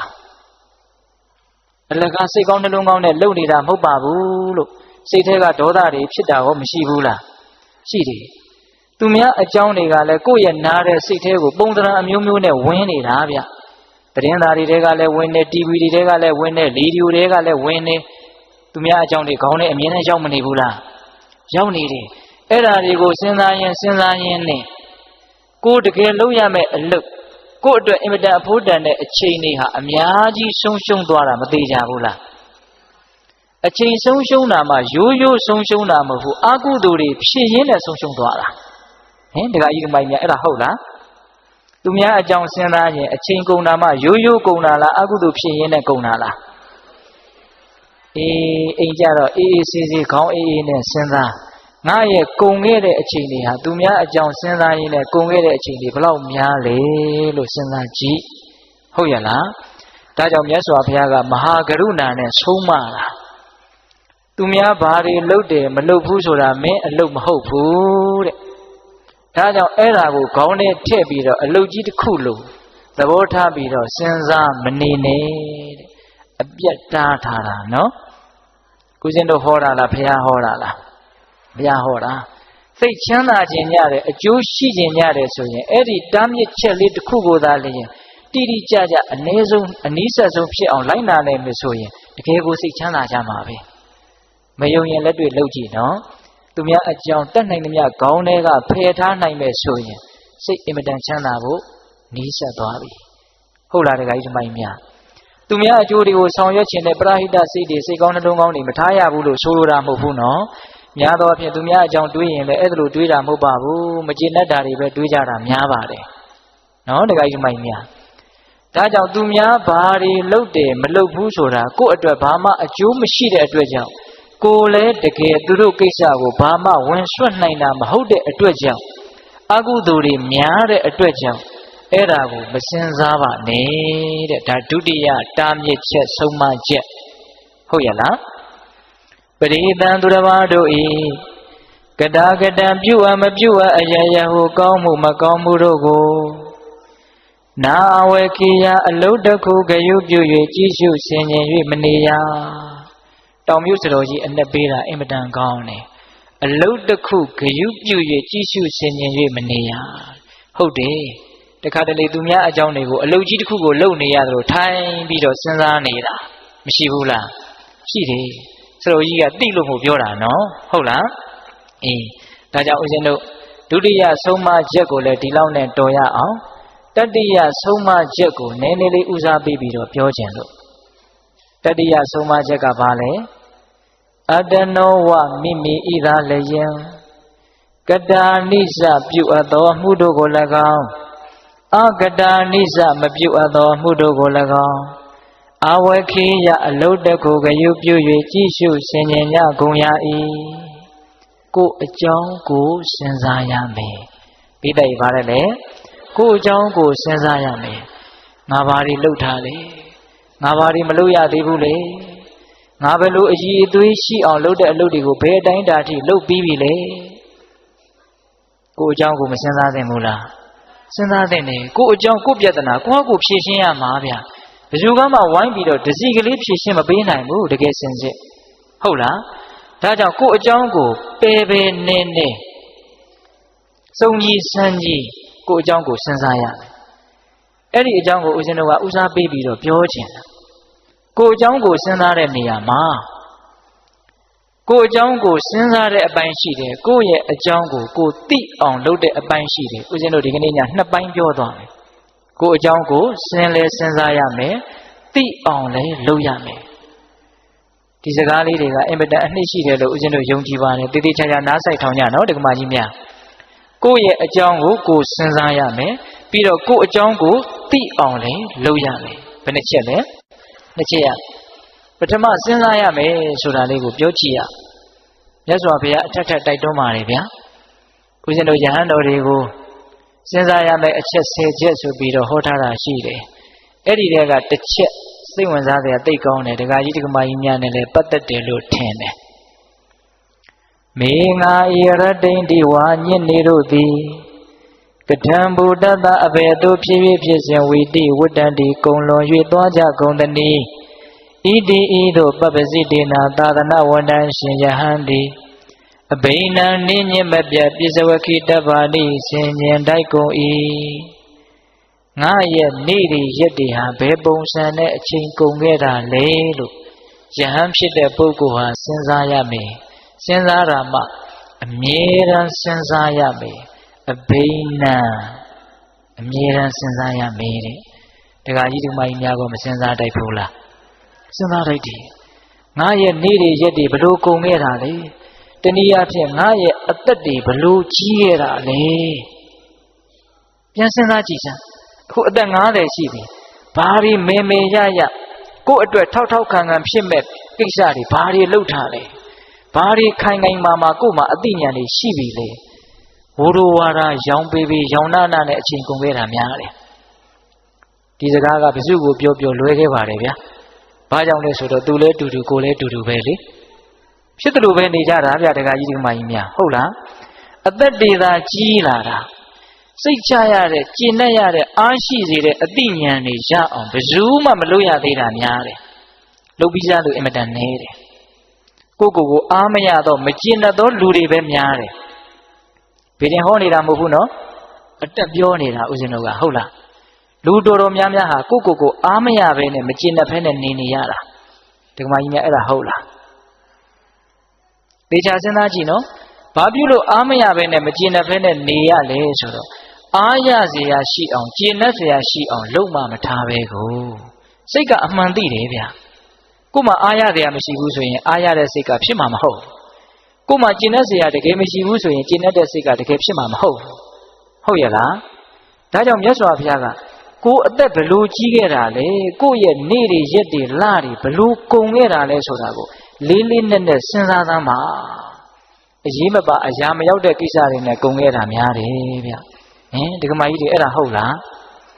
များသောအားဖြင့်တော့သူများအကြောင်းတွေစဉ်းစားရင်းနဲ့အချိန်ကုန်ခဲ့တာအဲ့ဒါတွေကိုပြန်လဲတုံ့ပြန်ရင်းနဲ့အချိန်တွေကုန်ခဲ့တာနှမျိုးစရာမကောင်းဘူးလားဒါကြောင့်မြတ်စွာဘုရားကကိုယ်အကြောင်းကိုစဉ်းစားရမယ်ဘယ်လိုစဉ်းစားရမှာလဲငါဘာတွေလှုပ်ပြီးပြီလဲငါဘာတွေမလှုပ်ရသေးဘူးလဲအဲ့ဒီအလုတ်ကလည်းဘလောက်အဖိုးတန်တဲ့အလုတ်လဲဘလောက်အဖိုးမတန်တဲ့အလုတ်လဲဒါလည်းပဲအရေးကြီးသေးတယ်နော်အတနောဝမိမိဣသာလယံကတာနိစ္စပြုအပ်သောအမှုတို့ကို၎င်းအကတာနိစ္စမပြုအပ်သောအမှုတို့ကို၎င်းအဝေခေယအလုတ်တစ်ခုကယူပြု၍ကြည့်ရှုဆင်ခြင်ကြကုန်ရ၏ကိုဘာတွေလုပ်ပြီးပြီလဲဘာတွေမလုပ်ရသေးဘူးလဲဆိုတာကိုစဉ်းစားရမယ်စဉ်းစားလိုက်လို့ရှိရင်ကိုယ်အကြောင်းကိုစဉ်းစားရင်နှစ်မျိုးတွေ့မယ်ဗျတရားကိုဦးဇင်းကအစီအစဉ်လေးချပြီးတော့ပြောနေတာနော်ကိုယ်အကြောင်းကိုစဉ်းစားရမယ်သိရမယ်လို့စောစောကနှစ်မျိုးပြောခဲ့တယ်နော်အခုစဉ်းစားရမယ်အပိုင်းကိုပြောနေတာသိရမယ်အပိုင်းကိုမပြောသေးဘူးစဉ်းစားတဲ့အပိုင်းမှာလည်းပဲစဉ်းစားရင်လည်းနှစ်မျိုးတွေ့မယ်ကိုယ်အကြောင်းကိုစဉ်းစားရင်ဘယ်နှမျိုးတွေ့မယ်နှစ်မျိုးတွေ့မယ်အဲ့ဒါကဘာလဲဆိုတော့ကိုယ့်ရဲ့မကောင်းခွက်ကိုယ့်ရဲ့ကောင်းခွက်တနည်းအားဖြင့်ကိုယ့်ရဲ့မကောင်းတာရဲ့ကိုယ့်ရဲ့ကောင်းတာရဲ့ဒီနှမျိုးကိုတွေ့ရမယ်တရားဓမ္မတို့ဦးဇင်းတို့ဆိုတာကောင်းတာရဲ့မကောင်းတာရဲ့ကိုရောမှွေထားတာပဲမဟုတ်လားကောင်းတာကြီးပဲလားမဟုတ်ဘူးဒါမြင်မကောင်းတာကြီးပဲလားမဟုတ်ဘူးကောင်းတာတွေလည်းရှိတယ်မကောင်းတာတွေလည်းရှိတယ်မကောင်းတာတွေကိုလည်းမကောင်းဘူးလို့သိရတယ်ကောင်းတာတွေကိုလည်းကောင်းတယ်လို့သိရတယ်မကောင်းတာကိုမကောင်းဘူးလို့ငါမှမကောင်းတာတွေရှိတယ်လို့စဉ်းစားမိတော့ဘာအကျိုးရှိလဲဆိုတော့ဒီမကောင်းတာတွေဟာငါ့ကိုမကောင်းကျိုးကိုဖြစ်စေမှာလို့စဉ်းစားပြီးတော့အဲ့ဒီမကောင်းတာတွေကနေလွတ်မြောက်အောင်ကြိုးစားဖို့ဒါအရေးကြီးတယ်နော်တခါကြီးမိုက်မြမကောင်းတာကိုစဉ်းစားတယ်ဆိုတာအလကားစဉ်းစားတာမဟုတ်ဘူးအဲ့ဒီမကောင်းမှုကနေယုံထွက်ဖို့ဆိုတဲ့ရည်ရွယ်ချက်နဲ့စဉ်းစားရမှာဟုတ်လားကောင်းတာကိုစဉ်းစားတယ်ဆိုတာလည်းဘဝင်မြင့်ဖို့စဉ်းစားတာမဟုတ်ဘူးအဲ့ဒီကောင်းတာကိုစဉ်းစားလိုက်တော့ငါတန်တယ်ပဲကောင်းတာတွေလည်းရှိပါလားဆိုတော့ပီတိတွေနဲ့အားဖြစ်လာတယ်အားဖြစ်ဖို့အတွက်စဉ်းစားရတာမကောင်းတာကိုကြတော့ယုံထွက်ဖို့စဉ်းစားရတာ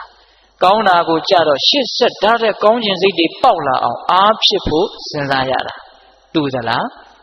မတူဘူးမြတ်စွာဘုရားကတော့ဥပမာနဲ့ပြောတယ်ဗျာအင်မတန်လှခြင်းပခြင်းတဲ့လူလင်ပြိုလုံးမပြိုကလေး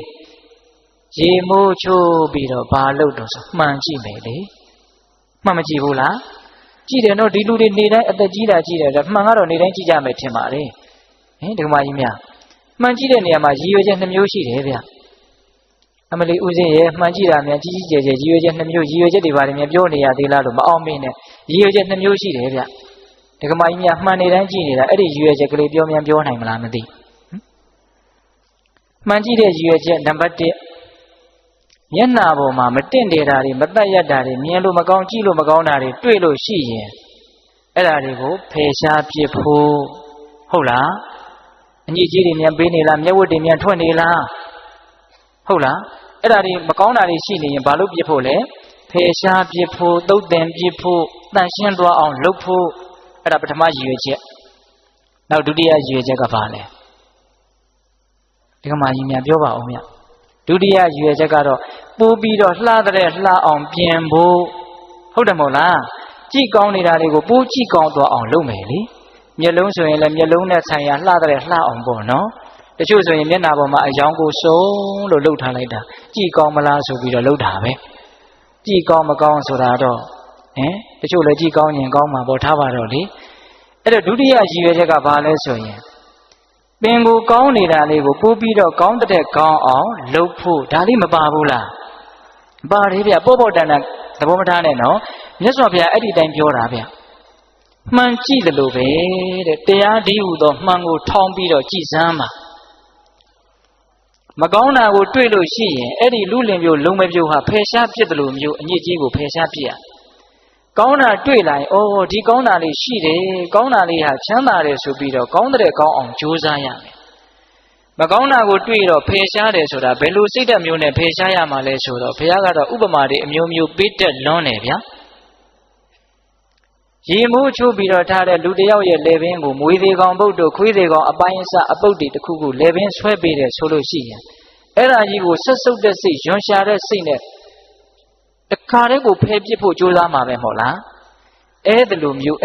စိတ်ထားရမယ်တဲ့မကောင်းတာများတကယ်လို့တွေ့ခဲ့မယ်ဆိုရင်ဒါကိုအကြောင်းကိုစဉ်းစားတဲ့အပိုင်းတွေကိုပြောနေတာနော်မြတ်စွာဘုရားကတော့အမျိုးမျိုးဟောပါတယ်ဦးဇင်းတို့ဒွေတာဝိတကသုတ်တံဆိုတာရှိတယ်ဗျအဲ့ဒီမှာမကောင်းတဲ့အတွေးတွေမကောင်းတဲ့အကြံတွေမကောင်းတာတွေတွေ့ရင်တဲ့မြတ်စွာဘုရားကစဉ်းစားပါတယ်တဲ့ဘယ်လိုစဉ်းစားလဲဆိုတော့ဒီမကောင်းတာကြီးဟာငါအတွက်လည်းအကျိုးမရှိဘူးသူများအတွက်လည်းအကျိုးမရှိဘူးဟုတ်လားအေးဆင်းရဲစေတဲ့ပင်ပန်းစေတဲ့ငြိမ်းချမ်းဖို့မဖြစ်ဘူးလို့တွေးပြီးတော့သူပယ်လိုက်တာပဲတဲ့အဲ့ဒါလို့တွေးလိုက်လို့ရှိရင်ရော့သွားတယ်မကောင်းတဲ့စိတ်တွေဟာနွားကြောင်းတဲ့နွားကြောင်းသားဟာသူများရဲ့စိုက်ခင်းတွေကိုမစားဖို့နွားကိုဂယုတစိုက်တခါတည်းဒုတ်တွေပါနေနဲ့ပြစ်ခတ်ပြီးတော့ထိန်းချောင်းတယ်လို့မျိုးပါပဲတဲ့မကောင်းတဲ့အတွေးတွေမကောင်းတဲ့စိတ်ဓာတ်တွေအဲ့ဒီရဲ့အန္တရာယ်ကနေကာကွယ်လိုက်ရတာသဘောပေါက်တယ်နော်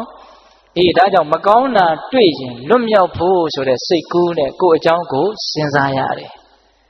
ကောင်းတာတွေ့ရင်တော့အားဖြစ်ဖို့ဒီစကားလေးလည်းမမေ့နဲ့နော်မကောင်းတာကိုလွတ်မြောက်ဖို့ကောင်းတာကြတော့အားဖြစ်ဖို့အဲ့ဒါလေးနဲ့ပတ်သက်ပြီးတော့ဒကာဓမ္မတို့ဦးဇင်းတို့တွေနီးယူစရာလေးအတုယူစရာလေးဇတ်တော်လေးတစ်ခုပြောပြမယ်ကိုမကောင်းတာကိုကိုမြင်ပြီးတော့ကိုမကောင်းတာကိုသိပြီးတော့အဲ့ဒီမကောင်းမှုကနေယုံထွက်သွားကြတဲ့သူတော်ကောင်းတွေရဲ့အကြောင်းတခုသောဘဝတုန်းကဦးဇင်းတို့ရဲ့ဘုရားလောင်းကြီးပစ္စည်းဥစ္စာသိပြီးတော့အင်မတန်ကြွယ်ဝတဲ့တတိယတယောက်ဖြစ်တယ်အိမ်တော်တွေဘာတွေကြာပြီးတော့နောက်တော့လူဘဝနဲ့စင်ကြယ်တဲ့အကျင့်ကိုကျင့်ဖို့မလွယ်ဘူးလို့နားလည်ပြီးတော့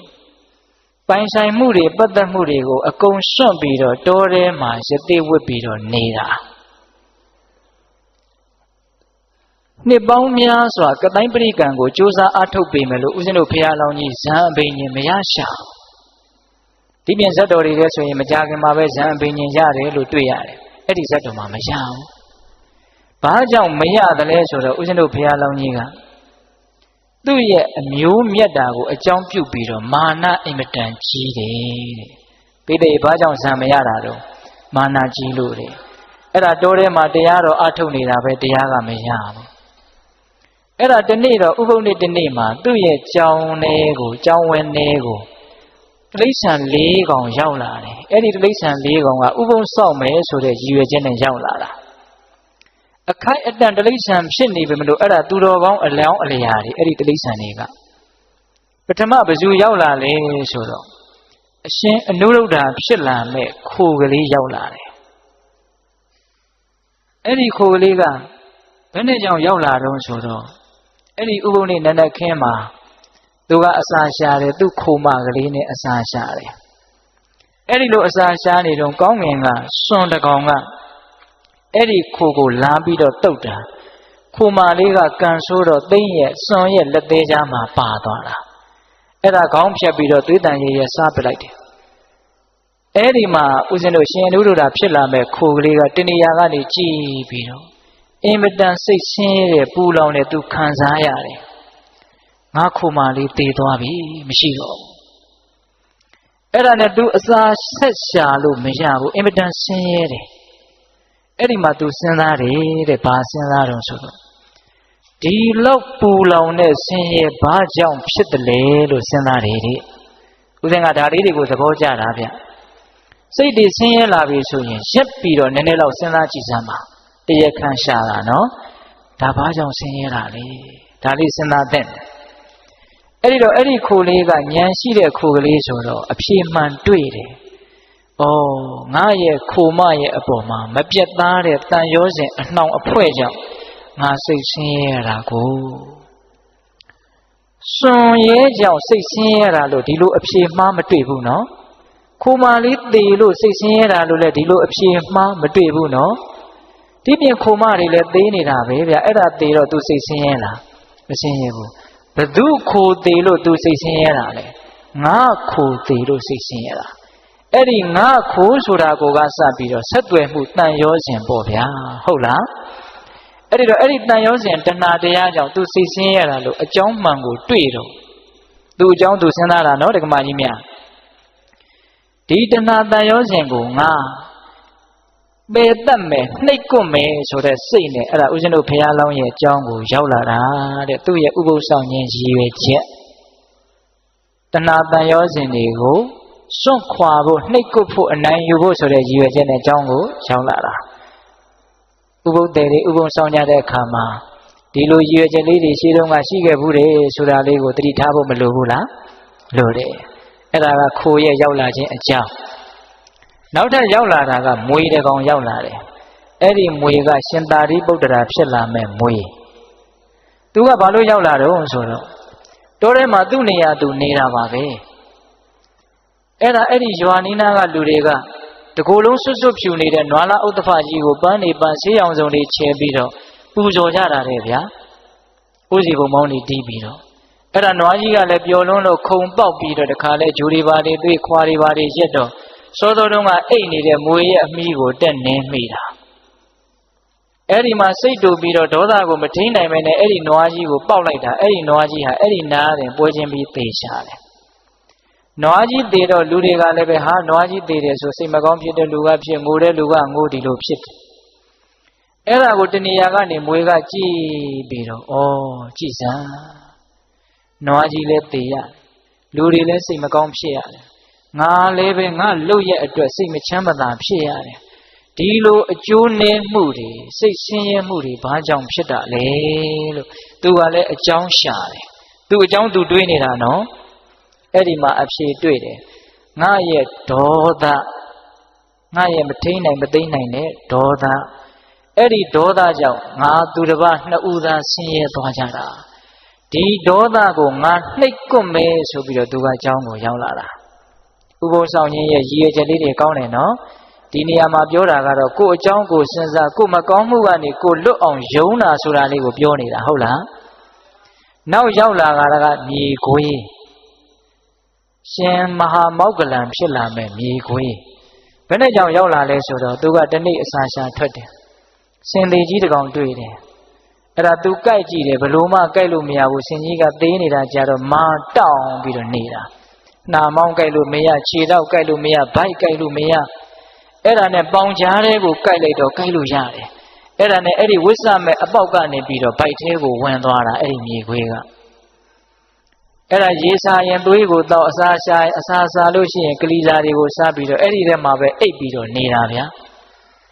အဲ့ဒါနေကြီးကကြစ်ကြစ်တော့ပူတဲ့အခါကျတော့သူဝင်ခဲ့တဲ့အပေါက်ကြီးကရှုံပြီးတော့တဖြည်းဖြည်းနဲ့ပိတ်သွားတာ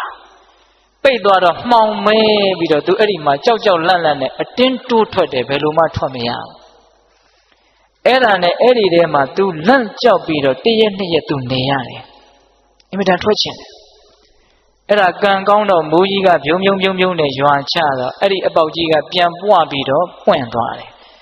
အဲ့ဒါအပေါက်ကြီးကျေအောင်သူမစောင့်နိုင်ဘူးအလောတကောအတင်းတိုးထွက်တာ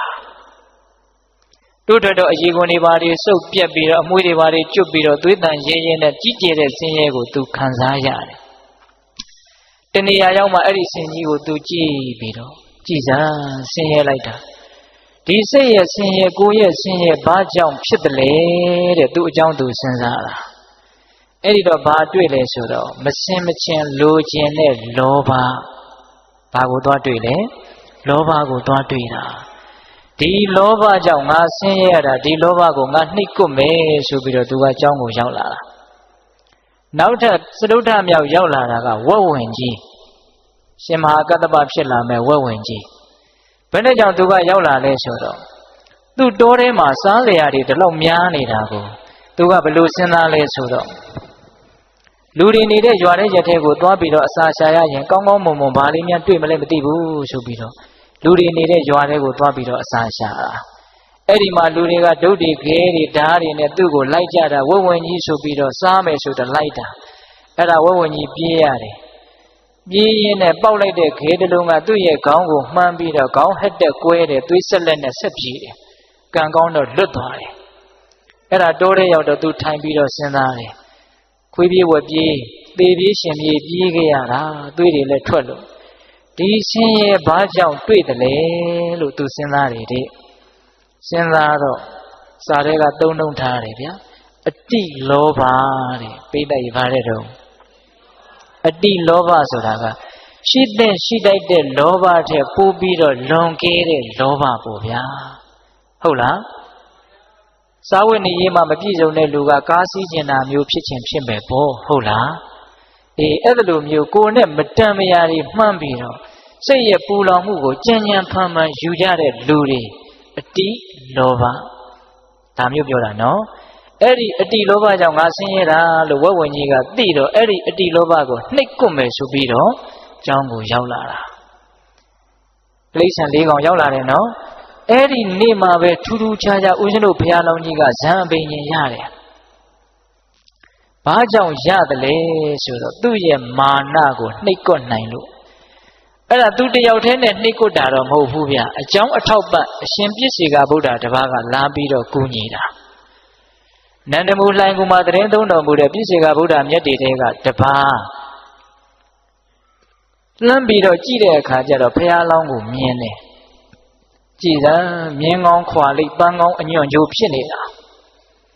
ဉာဏ်ပညာကြီးကျယ်ပါလေကဲနဲ့မာနကရှေ့ကခံနေလို့ဇံပင်ကြီးမရရှာဘူးငါသွားပြီးတော့ကူညီမယ်ဆိုပြီးတော့ပြည့်စေကဗုဒ္ဓအရှင်မြတ်ကကောင်းကင်ခကြီးကနေဇံရင်စီးပြီးတော့ကြွလာတာအဲ့ဒါဦးဇင်းတို့ဘုရားလောင်းကြီးကသင်္ကန်းကျောင်းလေးထဲမှာနေနေတာကျောင်းရဲ့ဘေးမှာခင်းထားတဲ့ကြောက်ဖြာကြီးပေါ်မှာအဲ့ဒီရှင်ပြည့်စေကဗုဒ္ဓအရှင်မြတ်ကတရင်သုံးတယ်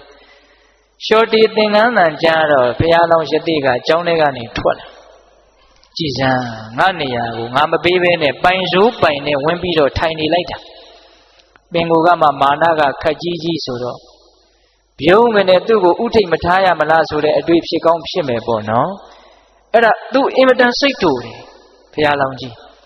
အဲ့ဒါပြည့်စေကဗုဒ္ဓအရှင်မြတ်ကြီးရှိကိုသွားပြီးတော့လက်ဖြစ်တီးပြီးတော့ဟဲသူရုပ်ပြက်လေလို့ဟဲလူရုပ်မှာဒီနာမနေနဲ့သွားလို့ပြောတာပါပဲအဲ့ဒီမှာပြည့်စေကဗုဒ္ဓအရှင်မြတ်ကသူတော်ကောင်းသင်ပေါင်းပဲကြောင့်ဒီလောက်မာနတွေကြီးနေတာလေတကယ်ဆိုရင်သင်ဟာလာမဲ့ဗဒ္ဓကဘာမှာလေးစုမြောက်ပွင့်မဲ့ဂေါတမဗုဒ္ဓဘုရားအလောင်းမဲ့သင်ရဲ့အဖေကဘယ်သူဖြစ်လိမ့်မယ်သင်ရဲ့အမေကဘယ်သူဖြစ်လိမ့်မယ်လက်ဝဲရံကဘယ်သူလက်ရရံကဘယ်သူဖြစ်လိမ့်မယ်လို့အနာဂတ်တွေကိုလာပြောနေတာအဲ့ဒါကိုဘုရားလောင်းကြီးကမကြားတစ်ချက်ကြားတစ်ချက်မာနတွေကနားကိုပိတ်ဆို့ထားတာနေမှာပေါ့ဗျာဟုတ်လားဘုရားဖြစ်အောင်ဘယ်လိုလုပ်ရမှာလဲဘာမှမမေးဘူးဒီတိုင်းကြီးတိုင်ကြီးတိုင်ထောင်ထားသလိုတောင့်တောင့်ကြီးရက်နေတာမာနကြီးတဲ့လူဆိုတာအင်မတန်ခက်ထန်တယ်အင်မတန်တောင့်တင်းတယ်နေတာထိုင်တာကြီးကိုကစားတောင့်တောင့်တင်းတင်းကြီးအဲ့လိုဖြစ်တတ်တယ်ဟုတ်လားမြင်ရရင်မနှစ်မြို့စေရပုံတရံမာနကဖြစ်စေတယ်ဟုတ်လားတခါကြီးမိုက်များကျမ်းဂန်နေတဲ့ကတော့မာနကြီးတဲ့လူကိုမြင်လို့ရှိရင်ပတ်ဝန်းကျင်ဟာအစိတ်ပြင်းထန်တဲ့မွေးတကောင်ကိုမြင်တယ်လို့မျိုးတုံ့ပြန်တတ်တယ်လို့အဲ့ဒါလိုဥပမာပေးတယ်မာနကြောက်စရာကောင်းတယ်နော်အတိညာဝင်ပေါက်တွေကိုလည်းပိတ်တတ်တယ်နော်အဲ့ဒီလိုပြည့်စေကဗုဒ္ဓအရှင်မြတ်ကဘယ်နဲ့ကြောင့်မာနကြီးနေတာတုံးသင်ဘုရားလောင်းပဲလို့ပြောတာကိုဘုရားလောင်းကြီးကမကြားတစ်ချက်ကြားတစ်ချက်ဒီတိုင်းကြီးဖြစ်နေတာအဲ့ဒီတော့မှပြည့်စေကအရှင်မြတ်ကပြည့်စေကဗုဒ္ဓအရှင်မြတ်ကရုတ်တရက်ကောင်းငင်ကိုပြန်ပြီးတော့ခြေပေါ်တော်မှာကတ်နေတဲ့မြူမုံတွေကိုဘုရားလောင်းယသိရဲ့စံကြကြားကိုကြအောင်တကိုးနဲ့ဖန်ဆင်းလိုက်တယ်အဲ့ဒါမော့ကြည့်တော့မျက်နှာဘုတ်ကိုမြူမုံနေကြအဲ့ဒီတော့မှဘုရားလောင်းကြီးကကြည်စမ်းငါမာနတွေဒါကြီးနေတာငါပါလဲသူပါလဲအဲ့ဒီမှာစဉ်းစားတာဟုတ်လားငါမာနသာကြီးနေတာငါမှဘာစွမ်းမှလည်းမရှိအဲ့ဒီလိုသူစဉ်းစားတယ်နော်အဲ့ဒါနဲ့ဒီနေ့ဒီရဲ့အထိငါဇံပင်ရင်မရတာဒီမာနကြောင့်ပဲဒီမာနကိုငါနှိပ်ကွပ်မယ်ဆိုပြီးတော့ကျောင်းသင်္ကန်းထဲကိုဝင်သွားတာ သူအမှားသူသိသွားတာနော်ပြည့်စကဗုဒ္ဓရှင်မြတ်ကတော့ကောင်းကင်ပြန်ကြွသွားပြီငါဘာမှလည်းမမေးလိုက်ရဘူးအဲ့ဒါနဲ့သင်္ကန်းကျောင်းထဲရောက်တော့တရားနှလုံးကျင့်သုံးလိုက်တာအဲ့ဒီနေ့မှပဲဇံအဘိညာဉ်ရတယ်ပိဋကရေကိုအကြောင်းကိုစဉ်းစားပြီးတော့ကိုမကောင်းတာကနေကိုဘာဖြစ်သွားတာလဲယုံထွက်သွားကြတာမကောင်းဘူးလားအဲ့ဒီမှာဘုရားလောင်းကကျောင်းသင်္ကန်းပြင်မဲ့ထွက်တော့ခုနတုန်းကသရဝါလေးကောင်ကိုတွေ့တယ်အကျိုးအကြောင်းမေးတယ်ပိဋကတို့ကိုဦးဇင်းတို့ပြောပြီးပါပြီနော်ဒါကြောင့်သူတော်ကောင်းနေဆိုတာကိုအကြောင်းကိုစဉ်းစားပြီးတော့ကိုမကောင်းတာကိုမှန်ကြည့်ပြီးတော့အလှပြင်းတဲ့လူလင်မျိုးလုံးမပြိုးလို့မတင့်နေတာတွေမတတ်ရတာတွေကိုအမြန်ပဲဖယ်ရှားဖြစ်တဲ့အလေးရှိတယ်လို့ဒါလေးကိုသဘောပေါက်ပြီးတော့ကိုမကောင်းတာကိုဖယ်ရှားဖို့ကြိုးစားရမယ်ဟုတ်ရဲ့လားနောက်တစ်ချက်ကိုကောင်းတာကိုစဉ်းစားပြီးတော့အားဖြစ်ဖို့လဲလိုသေးတယ်ဟုတ်ရဲ့လားကိုကောင်းတာကိုစဉ်းစားပြီးတော့ဘာဖြစ်ရမလဲအားဖြစ်ရမယ်ဗျကိုဒါနတွေပြုထားတာမရှိဘူးလားပြန်တွေးပြီးဆိုရင်ဘာဖြစ်လဲဝမ်းသာတယ်စာကာနုတ္တိဘာဝနာကိုဖြစ်တာဒါနနဲ့ဘာဝနာနဲ့ဘယ်ဟာကမြတ်လဲဒါနနဲ့ဘာဝနာနဲ့ဘယ်ဟာကမြတ်လဲဘာဝနာကမြတ်တယ်လှုပ်တုံးကဒါနလှုပ်တယ်ပြန်စဉ်းစားတော့ဘာဝနာကိုဖြစ်တယ်စာကာနုတ္တိဘာဝနာကိုဖြစ်တယ်အရင်နဲ့အမျက်ကအတိုးကပိုကြီးနေတဲ့အဓိပ္ပာယ်ဟုတ်လားကိုယ့်ရဲ့သီလကိုပြန်စဉ်းစားရင်ဘာဖြစ်လဲသီလနုတ္တိဖြစ်တယ်ဘာဝနာကိုဖြစ်တယ်ကိုကောင်းတာကိုသိရတာဟာအင်မတန်ကြီးကျယ်တဲ့အမျက်ကိုရတယ်လို့ပြောချင်တာဟုတ်လားဒါကြောင့်ကိုဒါနကိုစဉ်းစားရမယ်ကိုရဲ့စွန့်လွတ်နိုင်စွမ်းအားပေါ့နော်ကိုသီလကိုပြန်စဉ်းစားရမယ်ကိုရဲ့စောင့်စည်းနိုင်စွမ်းအားပေါ့နော်ဟုတ်လားမြတ်စွာဘုရားကတော့ညွှန်ကြားပါတယ်ဗျာနတ်တွေရှိတယ်သူတို့ကောင်းလို့နတ်တွေဖြစ်သွားတာသူတို့မှသာနေရင်နတ်ပြည်ရောက်ကြောင်းကောင်းမှုတွေရှိတာမဟုတ်ဘူးငါမှလည်းပဲကောင်းမှုတွေရှိတယ်လို့နတ်တွေကိုတတ်သိအရာထားပြီးတော့ကိုကောင်းတာကိုစဉ်းစားရင်လည်းဘာဝနာဖြစ်တယ်အဲ့ဒါဘာဘာဝနာလဲဒေဝတာနုတ္တိဘာဝနာဖြစ်တယ်ဟုတ်ရဲ့လားဘဝင်မြင့်ဖို့ပြောနေတာလားအားဖြစ်ဖို့ပြောနေတာလားအေးကိုကောင်းတာကိုတကယ်မြင်လို့ရှိရင်စဉ်းစားမိရင်အားတကယ်ဖြစ်တယ်ဗျဟုတ်လားဒါကြောင့်ကိုလှုပ်ထားတဲ့ကောင်းမှုကလေးတွေနဲ့ပတ်သက်ပြီးတော့စဉ်းစားကြရမယ်နော်ဟုတ်လားဒါနနဲ့ပတ်သက်ပြီးတော့လည်းစဉ်းစားသီလနဲ့ပတ်သက်ပြီးတော့လည်းစဉ်းစားဟုတ်ရဲ့လားအခုဆိုကြပါစို့ဓမ္မဒါနအလှရှင်များဒါဥစဉ်ကရှေ့ကမြင်နေတော့ပြောခြင်းစိတ်ပေါက်သွားတယ်ကိုလှုပ်လိုက်တဲ့ဒီလှုပ်ရကြောင့်တရားနာနေတဲ့ပုဂ္ဂိုလ်တွေဒီခွေကနေတစ်ဆင့်နာကြမဲ့ပုဂ္ဂိုလ်တွေအများကြီးအသိဉာဏ်တိုးတယ်လို့ကိုယ်လှုပ်ရက်ကိုစဉ်းစားလိုက်ရင်စိတ်ထဲမှာအားမဖြစ်ဘူးလားအဖြစ်တယ်အသိဉာဏ်ကိုဝေတာဗျ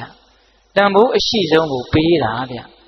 ပစ္စည်းတွေအများကြီးပုံပေးတာတဲ့အသိဉာဏ်ကိုပေးတာကမြတ်တယ်ဗျဟုတ်ရဲ့လားဘာကြောင့်လဲဆိုတော့အသိဉာဏ်ဆိုတာတန်ဖိုးဖြတ်လို့မရဘူးပစ္စည်းဆိုတာတန်ဖိုးဖြတ်လို့ရတယ်ပစ္စည်းဆိုတာကုံသွားတဲ့သဘောရှိတယ်အသိဉာဏ်ဆိုတာကုံသွားတဲ့သဘောမရှိဘူးလူသာသေးသွားတဲ့နောက်ဘဝတည်ဆက်တယ်အသိဉာဏ်ကအဲ့ဒီအသိဉာဏ်ဆက်သွားတာကိုပဲပညာပါရမီတွေထူးတယ်လို့ပြောတာပစ္စည်းဆိုတာအလွန်ဆုံးခံဒီတဘဝပဲနော်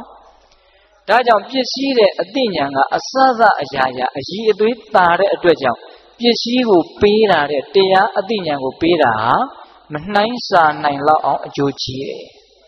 အဲ့ဒါလို့ကိုယ့်လောက်ရက်ကိုပြန်စဉ်းစားဖို့မလိုဘူးလားအဲ့ဒီလိုစဉ်းစားရင်ဘာဖြစ်မလဲအားဖြစ်တယ်ဒီနေရာမှာတော့ဦးဇင်းတို့ကကိုယ်တီလာကိုစဉ်းစားပြီးတော့ကိုယ်တီလာကိုမြင်ပြီးတော့အားဖြစ်သွားရဲ့အားဖြစ်သွားတဲ့ယဟန္တာမထေရမြတ်ကြီးတစ်ပါးအကြောင်းကိုအချင်းချုပ်ပြောပြမယ်ကိုအကြောင်းကိုစဉ်းစားလို့အကျိုးရှိပုံတွေပြောနေတာနော်စောတော်တုန်းကသူများအကြောင်းတွေစဉ်းစားလို့အကျိုးရုပ်ပုံတွေပြောခဲ့ပြီနော်ဟုတ်လားအခုကိုအကြောင်းကိုစဉ်းစားလို့အကျိုးရှိပုံကလေးမြတ်စွာဘုရားလက်ထက်ကယဟန်တော်တစ်ပါးသုံးတယ်သောသင်္ကန်းတစ်လုံးသောသပိတ်ဆောင်ပြီးတော့တရားနှလုံးကျင့်သုံးမယ်ဆိုပြီးတော့နေရာရှာတာတောဆက်တနေရာရွာနဲ့မနီးမဝေးမှာဂူကြီးတစ်လုံးတွေ့တယ်အဲ့ဒါနဲ့အဲ့ဒီဂူကြီးတဲကိုဝင်ကြည့်တော့ဟာဟန်ရလိုက်တာလေလုံမိုးလုံဈဉ္ဉံလျှောက်ဖို့လည်းသိကောင်းတာပဲဆိုပြီးတော့ ယဟန်တော်ကအဲ့ဒီကိုယ်ထဲမှာနေမယ်ဆိုပြီးတော့နေရာယူတယ်အဲ့ဒါနေလိုက်တော့ဝမ်းမြောက်ဝမ်းသာပဲတရက်ပြီးတရက်ပီတိတွေဖြစ်လို့ဒါပေမဲ့ဝမ်းမသာနိုင်တဲ့တယောက်ရှိတယ်အဲ့ဒါကဘာလဲဆိုတော့အဲ့ဒီကိုစောင့်တဲ့ကိုစောင့်နတ်သမီးကဝမ်းမသာဘူးအစကတော့သူကဒီယဟန်တော်ကတရက်နှစ်ရက်နေမှနဲ့တူပါရဲ့ဆိုပြီးတော့သားလေးသမီးလေးလက်ဆိုတော်တဲ့တစ်ပင်မှာနေတာယဟန်တော်ပြန်မဲ့အချိန်ကိုစောင့်နေတာယဟန်တော်ကသီလရှိတော့သူကအဲ့ဒီကိုယ်ထဲမှာမနေနိုင်ဘူးသီလရှိတဲ့ယဟန်ရဲ့အပေါ်မှာအဲ့ဒီနတ်ကမနေနိုင်ဘူးမနေနိုင်တော့သူထွက်ခွာပေးရတယ်ထွက်စီခြင်းလာပြီပြန်စီခြင်းလာပြီတရက်နှစ်ရက်နေမှနဲ့တူပါရဲ့လို့အောက်မေ့နေတာအဲ့ဒါယဟန်တော်ကဒီဝါတွင်တရင်လုံးဒီမှာတရင်သုံးမယ်လို့လဲတန်တိဋ္ဌံချလိုက်ရောအဲ့ဒီနတ်ကလုံးဝမကြည်နဲ့တော့ဘူးအဲ့ဒီနတ်သမီးကအဲ့ဒါနဲ့ဘာလုပ်လဲဆိုတော့ဒီယဟန်ကိုသူနှင်ထုတ်ခြင်းတယ်ဒါပေမဲ့ယဟန်ကိုနှင်ထုတ်เสียရလက်ဆုပ်လက်ကင်ပြုเสียရအပြစ်အနာအစာကတခုမှမရှိဘူးဖြစ်နေတယ်တကယ်လို့အဲ့ဒီယဟန်ကသီလထိုက်တဲ့လောက်ပျက်စီးနေမယ်ဆိုရင်အဲ့ဒါကိုထောက်ပြီးတော့အဲ့ဒီယဟန်ကိုဂူထဲကနေအဲ့ဒီနတ်သမီးဟာနှင်ထုတ်ပါဒါပေမဲ့အဲ့ဒီယဟန်ကသီလကအဲ့ဒါလောက်စင်ကြဲနေတယ်သူနှင်ထုတ်လို့မရဘူးဖြစ်နေတယ်အဲ့ဒါနဲ့ယဟန်ကိုသီလပျက်စီးအောင်ဆိုပြီးတော့အကောက်ကြံတယ်အဲ့ဒီနတ်သမီးကဘယ်နဲ့လုပ်တယ်လဲဆိုတော့အဲ့ဒီယဟန်ဆွမ်းခံတဲ့အိမ်ကကလေးတယောက်ကိုဝင်ပူးတယ်အဲ့ဒီနတ်သမီးကဝင်ပူးတော့ဝူဝါဝါအဲ့လိုပူးပြီးတော့ရှောက်ပြောနေတော့ဒကာကြီးဒကာမကြီးများကဟာဘာဖြစ်လဲမသိဘူးအဲ့ဒီမှာပူးနေတဲ့အဲ့ဒီနတ်ကပြောတယ်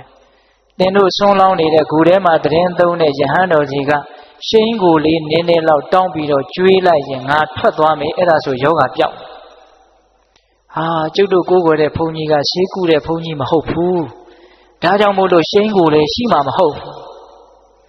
ရှိန်ကိုမရှိရင်ຫນွယ်ကြိုလေးနည်းနည်းလောက်သွားတောင်းကြည့်ဘုန်းကြီးဆိုတာဆေးမကူကောင်းဘူးလေဘုန်းကြီးကိုဆေးဆရာဖြစ်အောင်လုပ်ပြီးတော့သီလပျက်စီးအောင်အကောက်ကျမ်းနေတာအဲ့ဒီနတ်သမီးကအဲ့ဒီလိုပြောတဲ့အခါကျတော့အဲ့ဒီပူးနေတဲ့နတ်သမီးကဘာဆက်ပြောတော့ဆိုတော့အဲ့ဒါလို့ဆိုရင်မြတ်ဖန်ကအဲ့ဒီယဟန်တော်ဆွမ်းခံကြွလာတဲ့အခါခြေစည်းရည်ပြင်မှာခြေစည်းပြီးတော့အဲ့ဒီခြေစည်းရည်ကိုခွက်နဲ့ခံပြီးတော့တင့်ရဲ့သားရဲ့ခေါင်းကိုလောင်းမယ်ဆိုရင်ယောဂပျောက်စေရမယ်သူဖန်ဆားထားတဲ့ယောဂပေါ့ဗျာအဲ့ဒီလိုပြောတော့ဒကာကြီးဒကာမကြီးများအဲ့ဒါလောက်တော့ဖြစ်ပါတယ်ဆိုပြီးတော့နောက်နေ့ယဟန်တော်ကြွလာတော့အဲ့ဒီလိုပြောတော့နတ်ကခွာသွားရောပေါ့ဟုတ်လားနောက်နေ့ယဟန်တော်ကြွလာတော့အဲ့ဒီယဟန်တော်ရဲ့ခြေတော်အစုံကိုရေဆေးပြီးတော့အောက်ကခြေသေးရေခံထားတယ်ခံထားပြီးတော့သူ့သားရဲ့ခေါင်းကိုလောင်းပေးတယ်ယဟန်တော်ကတော့ဘာလို့လုံမှန်းတော့မသိပါဘူးခြေသေးရေယူတော့ယူသွားပေါ့သူဘာမှမသိပဲကိုဟုတ်လားအဲ့ဒါနဲ့ဆွမ်းခံဆွမ်းဖုံးပေးပြီးတော့သူ့ဂူထဲကိုပြန်ကြွလာတော့ဂူဘဝမှာအဲ့ဒီနတ်သမီးကခက်တီတီရက်ပြီးတော့လက်ညှိုးငေါက်တောက်ထိုးတယ်တဲ့ယဟန်တော်ကိုနှုတ်ကလည်းမြက်ပြီးတော့ပြောတယ်တဲ့ဘယ်လိုပြောလဲဆိုတော့ဆေးဆရာကြီးဂူထဲကိုမလာခဲ့ပါနဲ့လို့အဲ့ဒါလိုပြောတယ်တဲ့အဲ့ဒီတော့အဲ့ဒီယဟန်တော်ကစဉ်းစားတယ်ငါလည်းဘယ်သူမှဆေးမကုရပါဘူးသင်ဘာတွေပြောနေတာတော့သင်ဘာဆေးမကုရမလဲနော်သင်ရဲ့ခြေစည်းရည်ပေးပြီးတော့သင်ဆေးကုခဲ့တာမဟုတ်လားယောဂပြောက်အောင်သင်လုပ်ခဲ့တာမဟုတ်လားအဲ့ဒီတော့ယဟန်တော်ကစဉ်းစားတယ်ဘာလဲဒီနတ်ငါလည်းဆေးမကုပဲနဲ့ငါ့ကိုဆေးကုအောင်သူကဖန်ဆားပြီးတော့ခြေစည်းရည်ပေးစီပြီးတော့ငါ့ကိုဆေးဆရာဖြစ်အောင်လုပ်တာကိုသဘောပေါက်သွားတယ်အဲ့ဒါနဲ့သူကစဉ်းစားတယ်ဆက်ပြီးတော့သူ့အကြောင်းသူစဉ်းစားတယ်ဩငါဟာနတ်တစ်ပါးကတောင်မှအပြစ်ရှာလို့မရအောင်စင်ကြယ်တဲ့ငါပါလားငါကိုအပြစ်ရှိအောင်ကြံဖန်ပြီးတော့သူလုပ်ရတယ်အဲ့ဒါနဲ့သူဆက်ပြီးတော့ဇက်တိုက်ကြီးဆက်ပြီးတော့စဉ်းစားတယ်ငါသိမ်ဝင်ပြီးတော့ယဟန်ဖြစ်တဲ့အချိန်ကဆက်ပြီးတော့ငါပဲသိက္ခာပုဒ်မှာစေတနာနဲ့တကွလွန်ကျူးခဲ့တာမရှိဘူးငါသီလသိစင်ကြယ်တာပဲပီတိတွေဖြစ်လာပြီနော်ပိဋကရဲ့သူ့ရဲ့ကောင်းတဲ့အချက်ကိုသူစဉ်းစားမိသွားပြီနော်အဲ့ဒါဆက်ပြီးတော့စဉ်းစားရင်းနဲ့ပီတိတွေကသိပ်ပြီးတော့ဖြစ်လာတော့အေးချမ်းမှုဆိုတဲ့ပတ္တိကိုကူးသွားတယ်ကိုယ့်ရဲ့သီလပြည့်စုံတာကိုစဉ်းစားမိတော့ပီတိဖြစ်တယ်ပီတိကနေပတ္တိဖြစ်တယ်ဝင်းဆက်မပြတ်စေနဲ့နော်လေးနဲ့တာလေးဆက်ပြောတော့မှာဟုတ်လားပတ္တိဖြစ်လာတော့ငြိမ်းအေးလာတော့ဘာဖြစ်တုံဆိုတော့ဒုက္ခချမ်းသာလာတယ် ပီတိဖြစ်တော့ပတ္တိဖြစ်တယ်ပတ္တိဖြစ်တော့ဒုက္ခဖြစ်တယ်ချမ်းသာလာတော့တည်ငြိမ်လာတယ်ဒုက္ခဖြစ်ရင်တမာတိဖြစ်တယ်တမာတိဆိုတာချမ်းသာမှဖြစ်တာဗျစိတ်ချမ်းသာလာမှတည်ငြိမ်တာစိတ်ဆင်းရဲနေဘယ်တည်နေပါလဲရောက်ရက်ခတ်နေပြီဟုတ်လားတည်ငြိမ်လာပြီတမာတိဖြစ်လာပြီဆိုတော့ယထာဘူတဟုတ်သည့်အတိုင်းမှန်သည့်အတိုင်းမြင်လာတယ်စိတ်ကငြိမ်မှမှန်တာကိုမှန်တဲ့အတိုင်းမြင်တာဟုတ်လားအဲ့ဒီယထာဘူတဟုတ်သည့်အတိုင်းမှန်သည့်အတိုင်းမြင်တော့ဩဘဝဆိုတာတကယ်စင်စစ်ဆင်းရဲတွေတိဆောက်ထားတာကိုလို့အမှန်တိုင်းမြင်တဲ့အတွက်ကြောင့်ညီးငွေလာတယ်တဲ့ဆိုလိုတာကဉာဏ်တဆင့်တက်သွားတယ်အမှန်မြင်ပြီးတော့ညီးငွေသွားတာအမှန်မြင်တော့ညီးငွေစရာကြီးလို့တိလို့ညီးငွေစရာမှုလို့ညီးငွေသွားတာတရားကသူ့ကိုညီးငွေအောင်လှုပ်လိုက်တာမဟုတ်ဘူးဟုတ်လားကိုယ့်ရဲ့အသိဉာဏ်ကညီးငွေစရာကြီးလို့တိလို့ညီးငွေသွားတာဟုတ်ရဲ့လားအဲ့ဒီညီးငွေရာကနေပြီးတော့ဘာဖြစ်တော့နိဗ္ဗိဒဉာဏ်ကနေတတ်မှတ်မှုကင်းတဲ့မဲ့ဉာဏ်နဲ့ဖြစ်သွားတာမဲ့ဉာဏ်ကနေတဖန်ငြိမ်းအေးတဲ့ဖိုဉာဏ်ဖိုဉာဏ်ကနေကိုယ့်ရဲ့ကိလေသာပယ်ပုံတွေကိုပြန်ပြီးတော့စဉ်းစားဆင်ခြင်တဲ့ပိဿဝေခဏဉာဏ်นี่အဆင့်ဆင့်တက်ပြီးတော့အဲ့ဒီယဟန်တော်ဒီယဟန္တာဖြစ်သွားတယ်ဟုတ်လားကိုကောင်းတာကိုကိုမြင်ပြီးတော့အားတွေအဆင့်ဆင့်တက်ပြီးတော့အည်အသွေးတွေအဆင့်ဆင့်မြင့်မသွားဘူးလားမြင့်သွားတယ်ဒါကြောင့်ဒါနပြုပြီးရင်စဉ်းစားသီလဆောက်တည်ပြီးရင်စဉ်းစားဟာကောင်းတာလေးတွေလုပ်ရနေတယ်အရာတော်တယ်အဲ့ဒီလိုစဉ်းစားတော့သေချာပေါက်စိတ်ချမ်းသာလိမ့်မယ်အဲ့ဒီစိတ်ချမ်းသာမှုတွေထက်ချီတလဲလဲဖြစ်ပြီးဆိုလို့ရှိရင်တည်ငြိမ်မှုတွေဖြစ်ပြီးတော့ဉာဏ်လေးဟာတဖြည်းဖြည်းနဲ့ရှင်းလာလိမ့်မယ်ဒါမြတ်စွာဘုရားအင်္ဂုတ္တပါဠိတော်မှာအာကင်ခေယသုတ်တံဆိုပြီးတော့ဟောထားတာရှိတယ်သီလပြည့်စုံရင်အဆင့်ဆင့်ဉာဏ်လေးအလိုလိုတက်သွားတဲ့အကြောင်းဘာတွေဖြစ်ပါစေလို့ကိုကဆန္ဒပြုရတာမဟုတ်ဘူးတရားသဘောကိုကအလိုလိုဖြစ်သွားတာသဘောပေါက်လားဒါကြောင့်ကိုယ်သီလကိုစဉ်းစားပြီးတော့ကိုကောင်းတာလေးကိုကြည့်ပြီးတော့အားဖြစ်ဖို့ကြိုးစားရတာကလည်းကြိုးစားရကြိုးမနှက်ဘူးလားနှက်တယ်တက်တည်အနေနဲ့အဲ့ဒီယဟန်တော်ကိုဦးဇင်းတို့ထုတ်ပြလိုက်ပါတယ်ဟုတ်လားအဲ့ဒီမှာအဲ့ဒီယဟန်တော်ကအဲ့ဒီကူထဲမှာပဲဝါတွင်ကာလတည်င်းသုံးသွားတယ်အဲ့ဒီတော့ဒါကိုယ်အကြောင်းကိုစဉ်းစားရင်းနဲ့မကောင်းတာမြင်လည်းပဲအကျိုးရှိတယ်ကောင်းတာမြင်လည်းပဲအကျိုးရှိတယ်မကောင်းတာမြင်တော့လွတ်အောင်ကြိုးစားတယ်ကောင်းတာမြင်တော့အားရှိတယ်ခုဦးဇင်းတို့တရားရဲ့နောက်ဆုံးအပိုင်းကိုယ်အကြောင်းကိုစဉ်းစားတာတဲ့အဆင့်မြင့်နဲ့ကိုယ်အကြောင်းကိုသိအောင်လုပ်တဲ့အလုပ်ဒါကတော့အဆင့်အမြင့်ဆုံးအပိုင်းကိုရောက်လာပြီဒီတရားမှာလေစောတော်တုန်းကသူများကကိုယ်ကိုမုန်းလို့ပြောတဲ့စကားတွေနှလုံးမသွင်းနဲ့သူများဘာတွေလုပ်တယ်မလုပ်ဘူးဆိုတာကိုအလုပ်တစ်ခုလို့သဘောမထားနဲ့လို့သူ့အကြောင်းနဲ့ပတ်သက်ပြီးတော့ခေါင်းထဲမှာနေရာမပေးဖို့ပထမပိုင်းမပြောခဲ့ဘူးလားပြောခဲ့တယ်ကိုယ်ဘာတွေလုပ်တယ်ကိုယ်ဘာတွေမလုပ်ရသေးဘူးဆိုတာကိုစဉ်းစားရမယ်လို့ခုနတုန်းကတပိုင်းပြောခဲ့တယ်နော်အခုကိုယ့်ရဲ့အကြောင်းကိုကိုယ်တိုင်သိအောင်ကြိုးစားရမယ်တကယ်တမ်းဦးဇင်းတို့တဲ့ပြောရရင်အရိယာဖြစ်တယ်ဆိုတာကိုယ်အကြောင်းကိုတကယ်သိသွားတာဗျခုတက္ကရာမတို့ဦးဇင်းတို့ပုထုဇဉ်တွေဆိုတာကိုယ်အကြောင်းကိုတကယ်မသိကြသေးဘူးဟုတ်လားကိုယ်အကြောင်းကိုကိုယ်မသိသေးတဲ့အစိတ်အပိုင်းကိုမသိသေးတဲ့နယ်ပယ်တွေအများကြီးရှိသေးတယ်ဟုတ်ရလားအဲ့ဒါဟုတ်လားစိတ်ပိုင်းဆိုင်ရာပိုးပြီးတော့များတယ်မသိတာစိတ်ပိုင်းဆိုင်ရာမဆိုထားနဲ့ဗျရုပ်ပိုင်းဆိုင်ရာတောင်ကိုမသိသေးတဲ့အကြောင်းတွေအများကြီးရှိတယ်ထဲမှာအဆုတ်ကအလုပ်ဘလို့လုပ်တယ်အသေးကအလုပ်ဘလို့လုပ်တယ်ဥကအလုပ်ဘလို့လုပ်တယ်ဟာမသိတာတွေအများကြီးပဲတွက်သူရှင်းနေတာပဲကိုဘာမှမသိဘူးအဲ့ဒီရုပ်ပိုင်းဆိုင်ရာကိုအကြောင်းကိုတကယ်သိတယ်ဆိုရင်တောင်မှအဲ့ဒါအရိယာဖြစ်နိုင်နေဗျာနော်ကာယကတတတိဆိုတာကိုယ့်ရဲ့ရုပ်ပိုင်းဆိုင်ရာကိုယ့်အကြောင်းကိုသိအောင်ညွှန်ကြားတာမဟုတ်လားဘာမှတင့်နေတာတန့်ရှင်းတာဘာမှမရှိဘူးတကယ်စင်စစ်နာကျင်ကြိုက်ခဲတာတွေမတန့်ရှင်းတာတွေမဟုတ်တဲ့တရားတွေရှုနေတာလို့သိအောင်ဒါရုပ်ပိုင်းဆိုင်ရာဒါပဂတိမျက်စိနဲ့တော့မြင်နိုင်တယ်နော်တခါကြီးများဒါကိုယ့်အကြောင်းကိုသိအောင်လုပ်ရတဲ့အလုပ်ဟာဘယ်လောက်အကျိုးကြီးတယ်လဲဆိုတာပြောပြတာစိတ်ပိုင်းဆိုင်ရာနာမ်ပိုင်းဆိုင်ရာခံစားမှုပိုင်းဆိုင်ရာတွေမှာပိုးရှုပ်ထွေးတယ်မသိသေးတာတွေအများကြီးပဲအဲ့တော့ကိုယ်အကြောင်းကိုသိလို့ရှိရင်ဒကာဓမ္မတို့ဦးဇင်းတို့တွေကိုယ်အခက်အခဲကိုလွတ်ငြိမ်းအောင်လုပ်လို့ရတယ်ကိုယ်အကြောင်းမှာကိုမသိဘူးဆိုရင်ကိုယ်အခက်အခဲကိုဘယ်လိုလုပ်လွတ်အောင်လုပ်လို့ရမလဲ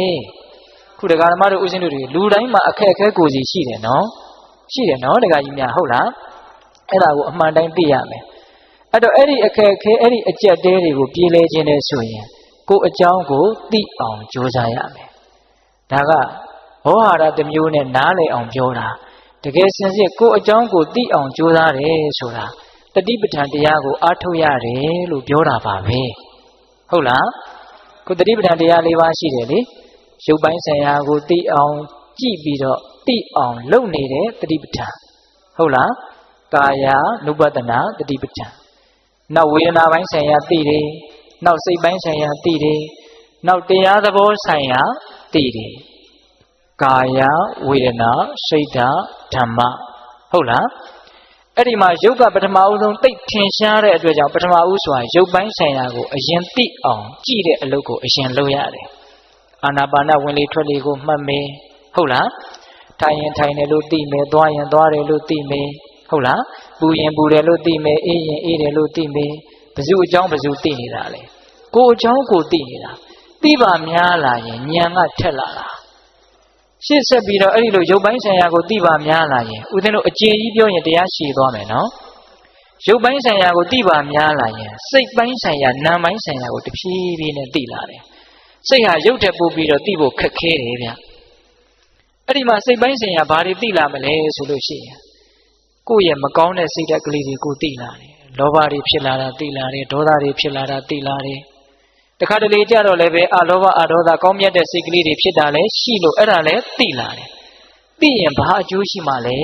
လို့ဒါလေးဆက်ပြီးတော့စဉ်းစားကြည့်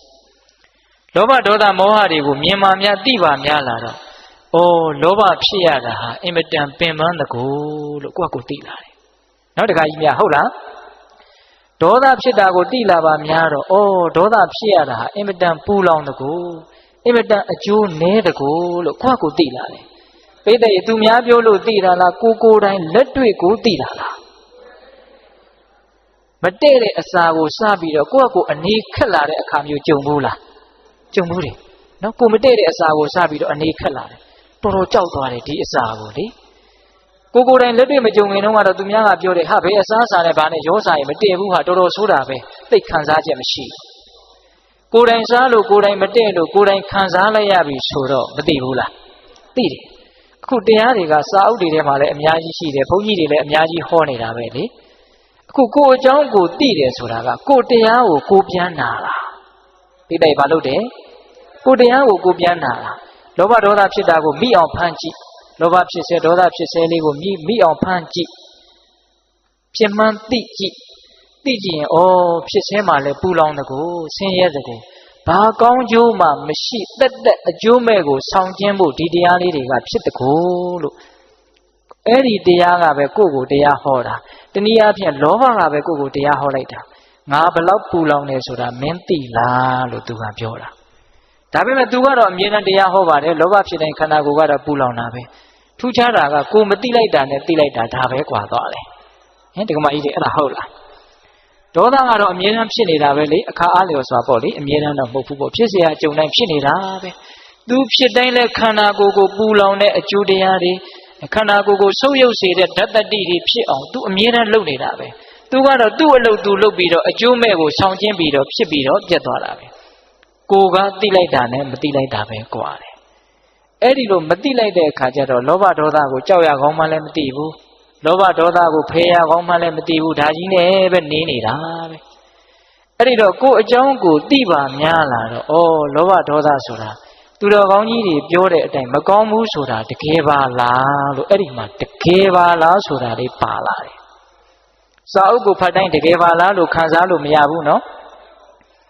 တကယ်ကိုယ့်ကိုမြင်အောင်ကြည့်ဟုတ်လားအဲ့ဒီလိုမကောင်းတာကိုမကောင်းဘူးလို့သိရင်ရိုးရိုးလေးဗျာတရားဆိုတာမကောင်းတာဆိုတာတကယ်မကောင်းတာပါလားအခုတရားဓမ္မတို့ဦးဇင်းတို့တွေကမျက်စိလဲနေတယ်မကောင်းတာကြီးကိုကောင်းတယ်လို့ထင်နေတယ်ဗျာဖရာယဟန္တာတွေကမဟုတ်ဘူးလားလောဘဖြစ်ရင်ဆင်းရဲမယ်လို့ဟောတယ်ခင်ဗျားတို့ကျွတ်တို့ကစိတ်ထဲကမတိမတာညင်းနေတယ်လောဘဖြစ်တိုင်းဆင်းရဲတယ်ဆိုတာဟုတ်ပါမလားဒါကြောင့်လောဘကိုကြောက်ရကောင်းမှလည်းမသိဘူးလေဒါကြောင့်ကိုတရားကိုပြန်နာတယ်ဆိုတာကိုအကြောင်းကိုသိအောင်လုပ်တာဒါမကောင်းတာကိုသိပြီးတော့မကောင်းမှုကနေ လွတ်အောင်တစ်မျိုးယုံမြန်တာပဲနော်နောက်ကောင်းတာကိုသိတော့လေစိတ်ထဲမှာသဘောပေါက်တယ်ရှင်းတယ်ဩကောင်းတဲ့သဘောလေးတွေဖြစ်ရတာဟာအင်မတန်ကောင်းတကူလို့ရိုးရိုးလေးနော်တခါကြီးများဟုတ်လားကောင်းတဲ့သဘောလေးတွေကောင်းတဲ့စိတ်ကလေးတွေဖြစ်ရတာအင်မတန်သက်သာတကူအင်မတန်ငြိမ်းချမ်းတကူလို့သိတယ်သိတော့ကောင်းကျင်တဲ့စိတ်တွေပို့ပို့ပြီးတော့ပေါက်လာတယ်အဲ့ဒီတော့ဘာလဲဆိုတော့မကောင်းတာကိုမကောင်းမှန်သိပြီးတော့မကောင်းမှုကနေတဖြည်းဖြည်းနဲ့ဝေးဝေးသွားတာကောင်းတာကိုကောင်းမှန်သိပြီးတော့ကောင်းတာတွေတစတစများများသွားတာဒါကြောင့်ကိုယ်အကြောင်းကိုသိရတာဟာအကျိုးမများဘူးလားများတယ်နောက်ဆုံးရုပ်ပိုင်းဆိုင်ရာစိတ်ပိုင်းဆိုင်ရာကိုတတိထားပြီးတော့ကြည်ပါများလာပြီသိပါများလာပြီဆိုလို့ရှိရင်ဩတကယ်စင်စစ်ကတော့ဒုက္ခတွေကြီးစုပုံထားတဲ့အစုအပုံကြီးပါလားလို့တဖြည်းဖြည်းမှာတနေ့နေ့မှာမသိဘူးလို့ပြောလို့ရမလားမရဘူးသိလာနိုင်တယ်နော်အဲ့ဒါလို့သစ္စာဆိုင်အောင်ပိဋိဘာဆိုင်အောင်သစ္စာဆိုင်အောင်သစ္စာဆိုတာ၄ပါးရှိတယ်လို့ဒီပိဋိကြီးသိတယ်နော်ဒီခန္ဓာကိုယ်ကြီးဆိုတာတကယ်စင်စစ်ဒုက္ခတွေရဲ့အစုအပုံကြီးချမ်းသာဆိုလို့ဘာလေးမှမရောဘူးတဲ့ကိုယ်လက်ခန္ဓာလက်မခန္ဓာတစ်ပိုင်းကိုသိတာမသိတာတစ်ပိုင်းနော်အမှန်ကအမှန်ပဲလေအဲ့ဒါလို့ခန္ဓာကိုယ်ကြီးဟာဒုက္ခဒုံဒုက္ခခေကြီးပါဆိုတာလောကကြီးရဲ့ပထမသစ္စာဟုတ်လားဒုက္ခမှန်သမျှသည်လိုချင်မှုကြောင့်ဖြစ်တယ်ဆိုတဲ့လောဘဒီသာနဲ့ဒုက္ခအလုံးကိုဖန်တီးသူဆိုတဲ့ဒုတိယသစ္စာဟုတ်လားလောဘနည်းရင်နည်းသလောက်အေးချမ်းတယ်ဆိုတဲ့လောဘချုပ်မှသာနဲ့တကယ်ဒုက္ခချုပ်တာဆိုတဲ့တတိယနိရောဓသစ္စာဟုတ်လားအဲ့ဒီလောဘချုပ်လို့ဒုက္ခချုပ်တယ်ဆိုတဲ့နိဗ္ဗာန်ကိုရခြင်းနဲ့ဆိုရင်တနည်းအားဖြင့်ချမ်းသာစေချမ်းသာမှန်ကိုရခြင်းနဲ့ဆိုရင်မမြဲတာကိုမမြဲဘူးလို့အမှန်အတိုင်းသိတဲ့တမ္မာဒိဋ္ဌိခေါင်းဆောင်တဲ့မဂ်ခင်၈ပါးကိုပွားများခြင်းမှတပါးအခြားနီးလမ်းမရှိဘူးလို့ဒုက္ခငြိမ်းချမ်းအကျင့်မြတ်ကိုဒါသာလင်ဟုတ်တယ်လို့မဂ္ဂသစ္စာရဲ့အပေါ်မှာသိမြင်နားလည်လာတဲ့စတုထမြောက်မဂ္ဂသစ္စာဟုတ်ရလားခုဒကာမတို့ဦးဇင်းတို့တွေကမဂ္ဂသစ္စာရဲ့တန်ဖိုးလည်းသိနားမလည်ဘူးလေဟုတ်လားဒုက္ခငြိမ်းအောင်ဒီပြင်နည်းတွေနဲ့လည်းပဲလုပ်လို့ရသေးတယ်လို့ထင်နေတာတွေရှိတကောဗျတကယ်စင်စစ်ဒုက္ခငြိမ်းအောင်မဂ်ခင်အကျင့်ကိုကျင့်ခြင်းကလွယ်လို့အခြားအလုပ်မရှိဘူးတနည်းအားဖြင့်ဒုက္ခငြိမ်းအောင်ကိုယ်အကြောင်းကိုသိအောင်လှုပ်ခြင်းမှတပါအခြားအလုပ်မရှိဘူးကိုယ်အကြောင်းကိုသိတယ်ဆိုတာမဂ္ဂသစ္စာကိုပွားများနေတာကိုဆိုတာပါဟုတ်ရလားအဲ့ဒီတော့တတိပဋ္ဌာန်တရား၄ပါးလိုပဲပြောဝိပဿနာလိုပဲပြောမဂ်ခင်လိုပဲပြောကိုယ်အကြောင်းကိုသိအောင်ကိုယ့်ရဲ့သဘောတဘာဝကိုကိုယ်တိုင်သိအောင်ကြိုးစားတယ်လို့ပဲပြောအတူတူပဲမဟုတ်လားအတူတူကိုယ်အကြောင်းကိုသိတာလေးကိုဦးဇင်းကအဲ့ဒါလိုလေးလေးနက်နက်လေးပြောလိုက်တာဟုတ်လားဦးဇင်းအခုတရားဟောတာတနာရီခွဲရှိပြီဗျနော်ဦးဇင်းတို့ဒီပလင်ပေါ်မှာဟောလိုက်ရင်အဲ့လိုကြားတာကြီးပဲတရားကဟုတ်လားအဲ့တော့ဏီကုန်းချုပ်တော့မှာနော်တခါကြီးမိုင်များကိုယ်အကြောင်းကိုသိရင်မကောင်းတာသိရင်လည်းမကောင်းတာဟာတကယ်မကောင်းတာပါလားလို့သိပြီးတော့မကောင်းမှုမှတဖြည်းဖြည်းဝေးသွားတယ်ကောင်းတာသိပြန်တော့လေကောင်းတာဟာတကယ်ကောင်းတာပါလားလို့နားလည်ပြီးတော့ကောင်းတာတွေဟာတဖြည်းဖြည်းနဲ့များလာတယ်ဆင်းရဲတွေဝေးပြီးတော့ချမ်းသာတွေကြီးအောင်ကိုယ်နေတတ်သွားတာပါပဲတကယ်စင်စစ်ကတော့ဟုတ်ရဲ့လားဒါကြောင့်ကိုယ်အကြောင်းကိုသိဖို့အရေးမကြီးဘူးလားအရေးကြီးတယ်နောက်ဆုံးသစ္စာစိုက်တည်အထိသိမယ်ဆိုရင်တော့သောတာပန်အရိယာဖြစ်တယ်လို့ပြောရတယ်မဟုတ်လားသစ္စာစိုက်အောင်သိရင်မဲ့ညာဖုန်ညာနဲ့ထိုးထွင်းပြီးတော့သိတဲ့အတိမျိုးသိရင်အဲ့ဒါငါသိရင်ဘယ်ဘဝရောက်အောင်မလဲလို့ပူဇော်လိုအောင်မလားမလိုတော့ဘူးဒါကြောင့်ကိုယ်အကြောင်းကိုသိတယ်ဆိုတာကတော့အင်မတန်ကြီးကျယ်တဲ့ကောင်းမှုပါလို့နားလည်ရမယ်ဟုတ်လားဒါကြောင့်ဦးဇင်းတို့တရားတွေကိုပြန်ပြီးတော့ချုပ်တော့မယ်နော်ကိုယ်အကြောင်းသူအကြောင်းသူတစ်ပါးကကိုယ့်ကိုမုန်းလို့ပြောတဲ့စကားတွေကိုမျက်နှိုးလို့သိမ်းထားတဲ့ပစ္စည်းကိုထုတ်ကြည့်တယ်လို့မျိုးပြန်ကြည့်မနေနဲ့ဟုတ်လားသူများဘာတွေလုပ်တယ်မလုပ်ဘူးဆိုတာကိုအလုပ်တစ်ခုလို့အချိန်ကုန်ခံပြီးတော့အကုသိုလ်အဖြစ်ခံပြီးတော့စဉ်းစားမနေနဲ့ဟုတ်လားကိုယ်ဘာတွေလုပ်ပြီးပြီကိုယ်ဘာတွေမလုပ်ရသေးဘူးလေ ဘယ်ပြဿနာတွေကတော့ပြေလဲပြီဘယ်ပြဿနာတွေကတော့မပြေလဲသေးဘူးလေလို့လေးလေးနက်နက်စဉ်းစားရမယ်ကိုယ်အကြောင်းကိုစဉ်းစားတာဟုတ်လားပြီးတော့ကိုယ်မှာဘာတွေသိပြီလဲကိုယ်အကြောင်းကိုသိအောင်ကြိုးစားတာဟုတ်လားဒါကြောင့်သူ့အကြောင်းနဲ့ကိုယ်အကြောင်းမှာကိုယ်အတွက်ဘယ်အကြောင်းကအရေးကြီးလဲကိုယ်အကြောင်းကအရေးကြီးပါလေသူ့အကြောင်းသူ့ဖတ်သူအရေးကြီးပါလိမ့်မယ်ကိုကဝင်ပြီးတော့အရေးမကြီးနေကြမလိုပါဘူးဟုတ်လားသူကသူ့အကြောင်းသူအရေးကြီးလိမ့်မယ်ကိုလည်းကိုယ့်အကြောင်းကိုအရေးကြီးဖို့ပါပဲဟုတ်လားဘာကြောင့်လဲဆိုတော့တကယ်စင်စစ်ကတော့တယောက်ကိုတယောက်တကယ်တမ်းကတော့ဝင်ဆွက်လို့လည်းမရဘူးလေဒါကြောင့်မြတ်စွာဘုရားကအတ္တာဟိအတ္တနောနာထောလို့ဟောထားတာမဟုတ်လားကောဟိနာထောပရောတိယသူတစ်ပါးဟာကိုယ့်ရဲ့အာကိုရာပဲဖြစ်မှလေတဲ့ဟုတ်လားကိုယ်သေးတာလည်းအသီးအသီးကိုယ့်ရဲ့အာကိုရာတယောက်ဒီတယောက်ရဲ့အာကိုရာမဖြစ်ပါဘူးဟုတ်လားဒါကြောင့်သူအကြောင်းကိုအကြောင်းဒီသာလည်းကိုအတွက်အရေးကြီးတယ်သူအကြောင်းဒီသူပဲအရေးကြီးပါလိမ့်မယ်လို့တရားတော်မတို့တွေမှတ်သားပြီးတော့ကိုအကြောင်းကိုစဉ်းစားကြတဲ့ပုဂ္ဂိုလ်တွေကိုအကြောင်းကိုသိကြတဲ့ပုဂ္ဂိုလ်တွေဖြစ်နိုင်ကြပါစေလို့ဦးဇင်းတို့ဆန္ဒပြုရင်းနဲ့တရားပွဲကိုတောက်လျှောက်မသိသေးဘူးဗျာ9မိနစ်လောက်တရားထိုင်ပြီးမှတရားပွဲသိရအောင်နော်တခါကြီးမိုင်များခုဦးဇင်းတို့တရားဟောတာတနာရီခွဲ9မိနစ်တရားထိုင်မယ်ရည်သက်ချမယ်ဆိုတနာရီမိနစ်40လောက်တော့ကြာသွားမယ်နည်းနည်းမြန်ကြာသွားလားမသိဘူးအဲ့တော့ဦးဇင်းတို့တခါကြီးတွေကတင်မလီခွေထိုင်တက္ကမကြီးတွေကကြုံထိုင်နည်းနည်းခန္ဓာကိုယ်ဝါတဲ့ဒကမာကြီးတွေကကြုံမထိုင်နိုင်ဘူးဆိုရင်လည်းတင်မလေးခွေထိုင်လို့ရပါတယ်နော်အစဉ်ပြေသလိုထိုင်မိမိတို့အားထုတ်နေကြနီးရှိတယ်ဆိုရင်မိမိတို့ကြိုက်တဲ့နီးနဲ့စတင်ပြီးတော့အားထုတ်နိုင်ပါပြီဦးဇင်းတို့ပြောတာကိုကြိုးစားကြည့်မယ်ဆိုရင်လည်းကြိုးစားကြည့်လို့ရပါတယ်ဦးဇင်းတို့ရှေ့ကနေတိုးပြောသွားမယ်ဦးဇင်းတို့ပြောတာကိုလိုက်ပြီးတော့ကြိုးစားကြည့်ပါကိုကြိုက်တဲ့နီးရှိတယ်ဆိုရင်လည်းကြိုက်တယ်လို့အားထုတ်နိုင်ပါတယ်ခါလေးတွေတဲတဲထားခေါင်းလေးတွေတဲတဲထားတက်တောင့်တက်တာကလေးဘုရားယန္တာအရိယာသူတော်ကောင်းကြီးတွေမြတ်နိုးတဲ့တန်ဖိုးထားတဲ့အလုပ်ကိုလုပ်ရပြီးတော့မယ်လို့ဝမ်းသာကြည်နူးတဲ့စိတ်နဲ့တရားစတင်ပြီးတော့ကြိုးစားကြရအောင်မိမိတို့ရဲ့စိတ်ကိုနှာသီးပြားကိုအာယုံပြုပါဝင်လေလေးဝင်နေတာရှိပါတယ်ထွက်လေလေးထွက်နေတာရှိပါတယ်ဝင်လေလေးဝင်နိုင်နာသီးပြားတနေရာရာကိုထိခိုက်ပုတ်တိုက်ပြီးတော့ဝင်သွားပါလိမ့်မယ်အဲ့ဒါကိုထိတဲ့သဘောလေးကိုသိအောင်ကြိုးစားပြီးတော့နေပါထွက်လေလေးထွက်တော့လည်းပဲထွက်လေလေးနဲ့နာသီးပြားတနေရာရာထိခိုက်ပုတ်တိုက်ပြီးတော့ထွက်သွားပါလိမ့်မယ်အဲ့ဒီထိတဲ့သဘောလေးကိုသိအောင်ကြိုးစားပါဝင်လေဝင်နိုင်ထိတိုင်းသိ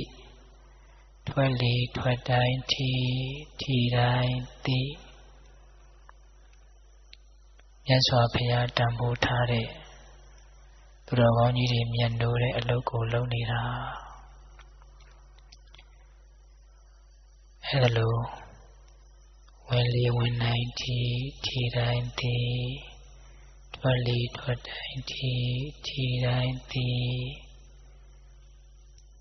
ထိတာကိုသိနေတဲ့အချိန်မှာလောဘဒေါသမောဟတွေဖြစ်ခွင့်မရလို့မဖြစ်ပါဘူးလောဘဒေါသမဖြစ်တဲ့အတွက်ကြောင့်ထိတာကိုသိနေတဲ့အချိန်လေးဟာတန်ရှင်းစင်ကြယ်တယ်လို့ဆိုရပါတယ်ထိတာကိုသိနေတဲ့အချိန်မှာလောဘဒေါသယုံညံ့တဲ့တရားတွေမရှိလို့မြင့်မြတ်နေတယ်လို့ဆိုရပါတယ်ဒါကြောင့်ဝင်နိုင်ထိတိုင်းသိထွက်လေထွက်တိုင်းထိတိုင်းသိကြိုးစားပါဝင်လေလေးဝင်တော့ထိဆိုပြီးတော့ထိတာလေးတွေဟာအစဉ်အတန်းတစ်ဖွဲတတိပြီးတတိထိသွားတယ်အဲ့ဒါလေးတွေကိုအသေးစိတ်သိအောင်ကြိုးစားပါထွက်လေလေးထွက်တော့လေထိတဲ့သဘောလေးတွေစင်ဆက်မပြတ်ဖြစ်ပေါ်သွားတယ် အဲ့ဒီထိတဲ့သဘောလေးတွေကိုသိအောင်ကြိုးစားပါထိတာကိုသိနေတဲ့အချိန်မှာမြင်မြတ်တဲ့သဘောစင်ကြယ်တဲ့သဘောဖြစ်နေပါတယ်ပိဋကသုံးပုံကိုအနှစ်ချုပ်ရင်ဘောဓိပက္ခိယတရား39ပါးရတယ်လို့ဆိုပါတယ်ဘောဓိပက္ခိယတရား39ပါးကိုအနှစ်ချုပ်ရင်မဂ္ဂင်10ပါးရတယ်လို့ဆိုပါတယ်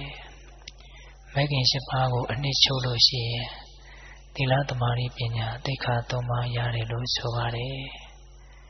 သိက္ခာ3ပါးကိုအနှစ်ချုပ်ရင်အပ္ပမာဒဆိုတဲ့တတိတရားတစ်ခုရတယ်လို့ဆိုပါတယ်အခုထိတာကိုသိနေခြင်းဟာအပ္ပမာဒဆိုတဲ့တတိတရားဖြစ်နေတာထိတာကိုသိနေတဲ့အချိန်မှာကာယကံတောင်းချမှုဝစီကံတောင်းချမှုမရှိလို့သီလသာသနာသီလသိက္ခာနဲ့ပြည့်စုံနေတယ်လို့ဆိုရပါတယ်ထိတာကိုသိနေတဲ့အချိန်မှာမနောကံတောင်းချမှုမရှိလို့တမာတိသာသနာတမာတိသိက္ခာနဲ့ပြည့်စုံနေတယ်လို့ဆိုရပါတယ်ထိတာကိုသိနေတဲ့အချိန်မှာအမှန်အတိုင်းသိနေတဲ့အတွက်ကြောင့်ပညာသာသနာပညာသိက္ခာတစိတ်တဒေသနဲ့ပြည့်စုံနေတယ်လို့ဆိုရပါတယ်ဒါကြောင့်ထိတာကိုသိတိုင်းသိတိုင်းသီလသမာဓိပညာသိက္ခာ3ရဲ့အကျင့်မြတ်ကိုကျင့်သုံးနေတာ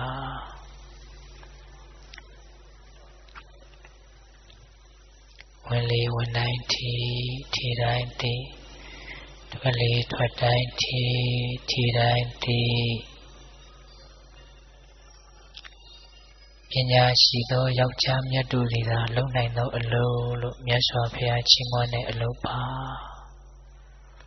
မြတ်စွာဘုရားကိုအမြတ်ဆုံးပူဇော်နေတာ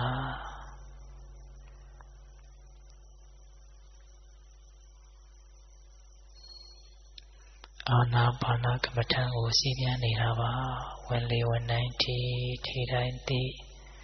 ထွက်လေထွက်တိုင်းထိတိုင်းသိအာနာပါနဘာဝနာကိုပွားများရင်တတိပဋ္ဌာန်တရား၄ပါးပြည့်စုံတယ်လို့မြတ်စွာဘုရားဟောပါတယ်တတိပဋ္ဌာန်တရား၄ပါးကိုပွားများရင်ဘုဇင်9ပါးပြည့်စုံတယ်လို့မြတ်စွာဘုရားဟောပါတယ်ဘုဇင်9ပါးကိုပွားများရင်ဝိဇ္ဇာဝိမု ക്തി ဆိုတဲ့မဉ္ဇဉ်ဘုံဉဏ်တို့ဖြင့်ပြည့်စုံမယ်လို့မြတ်စွာဘုရားဟောပါတယ်ဒါကြောင့်မဉ္ဇဉ်ဘုံဉဏ်ရခြင်းရဲ့အလုပ်အင်မတန်တန်ဖိုးရှိတဲ့အလုပ်ကိုလုပ်နေတာပါကိုယ်ရဲ့စိတ်တွေပြန့်လွင့်လို့လည်းစိတ်ဓာတ်မချပါနဲ့ဘေးကအတန်တွေကြားလို့လည်းစိတ်မပြတ်ပါနဲ့ရှားသလောက်လေးသိမယ်အေးအေးချမ်းချမ်းကြီးကြီးလင်းလင်းဝင်လေဝင်တိုင်းထိတိုင်းသိထွက်လေထွက်တိုင်းထိတိုင်းသိစိတ်ဟာလက်ဖြစ်တဲ့အတွက်မှာဂရေတသိန်းလောက်ဖြစ်ပြီးချုပ်တယ်လို့ကြားဥပါတယ်ထိတာလေးကိုသိနေတဲ့အချိန်ဟာမကြာပြီမလို့ကုသိုလ်စိတ်ပေါင်းများစွာဖြစ်သွားတာဒါကြောင့်ရသလောက်ကြိုးစားမယ်အချိန်တွေကတော့ဒီလိုကုန်သွားတာပါပဲသိလိုက်တာနဲ့မသိလိုက်တာပဲကွာတာပါဒါကြောင့်ဒီ9မိနစ်လေးအတွင်းမှာအေးအေးချမ်းချမ်းကြီးကြီးလင်းလင်းစိတ်ပါလက်ပါကြည်တာလေးကိုသိအောင်ကြိုးစားမယ်ဝင်လေဝင်တိုင်းထိတိုင်းသိထွက်လေထွက်တိုင်းထိတိုင်းသိ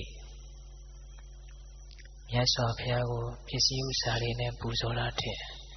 အကျင့်မြတ်ကိုကျင့်သုံးခြင်းဖြင့်ပူဇော်ခြင်းကပို့ပြီးတော့မြတ်တယ်လို့ကြားဖို့ပါတယ်မြတ်စွာဘုရားကိုအမြတ်ဆုံးပူဇော်နေတာပါဒါကြောင့်ဝင်လေဝင်တိုင်းထိတိုင်းသိထွက်လေထွက်တိုင်းထိတိုင်းသိထိတာသိနေတဲ့အချိန်မှာတန်ရှင်းနေစင်ကြယ်တယ်မဉ္ဇဉ်ဘုံဉဏ်ရစေနိုင်တဲ့အတွက်ကြောင့်တန်ဖိုးကြီးတယ်ပိဋကသုံးပုံချုပ်မိငုံမိသိက္ခာ3ရဲ့အကျင့်မြတ်ကိုတစ်ပြိုင်တည်းကျင့်သုံးရရောက်တယ်အမတန်တန်ဖိုးကြီးတဲ့အလုပ်ကိုလုပ်နေတာ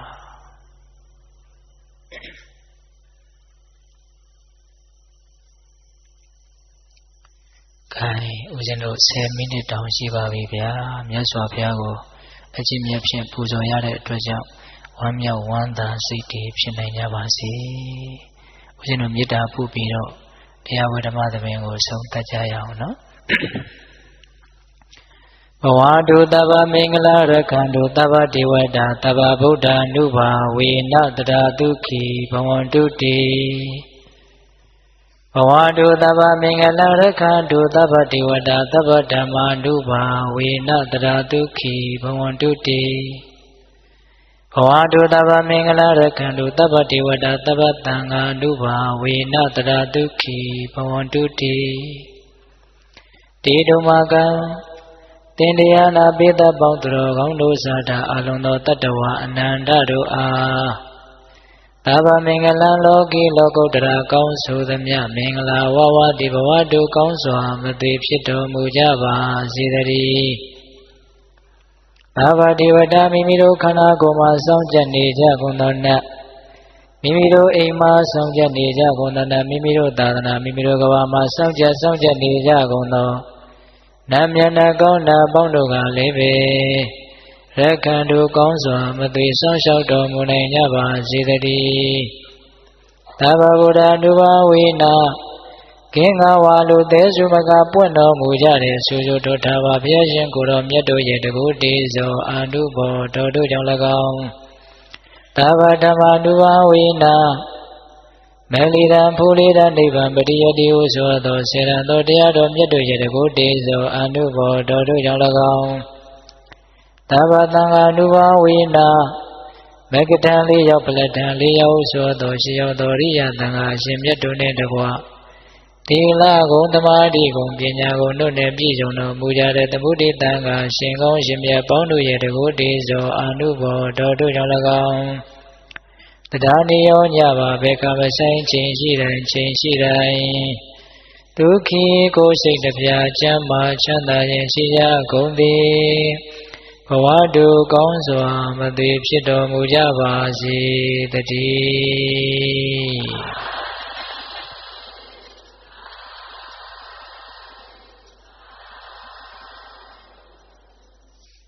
ဘုရားတို့ဆုတောင်းကြမျှဝေကြနော်ရှင်းသက်ချကြရအောင်နော်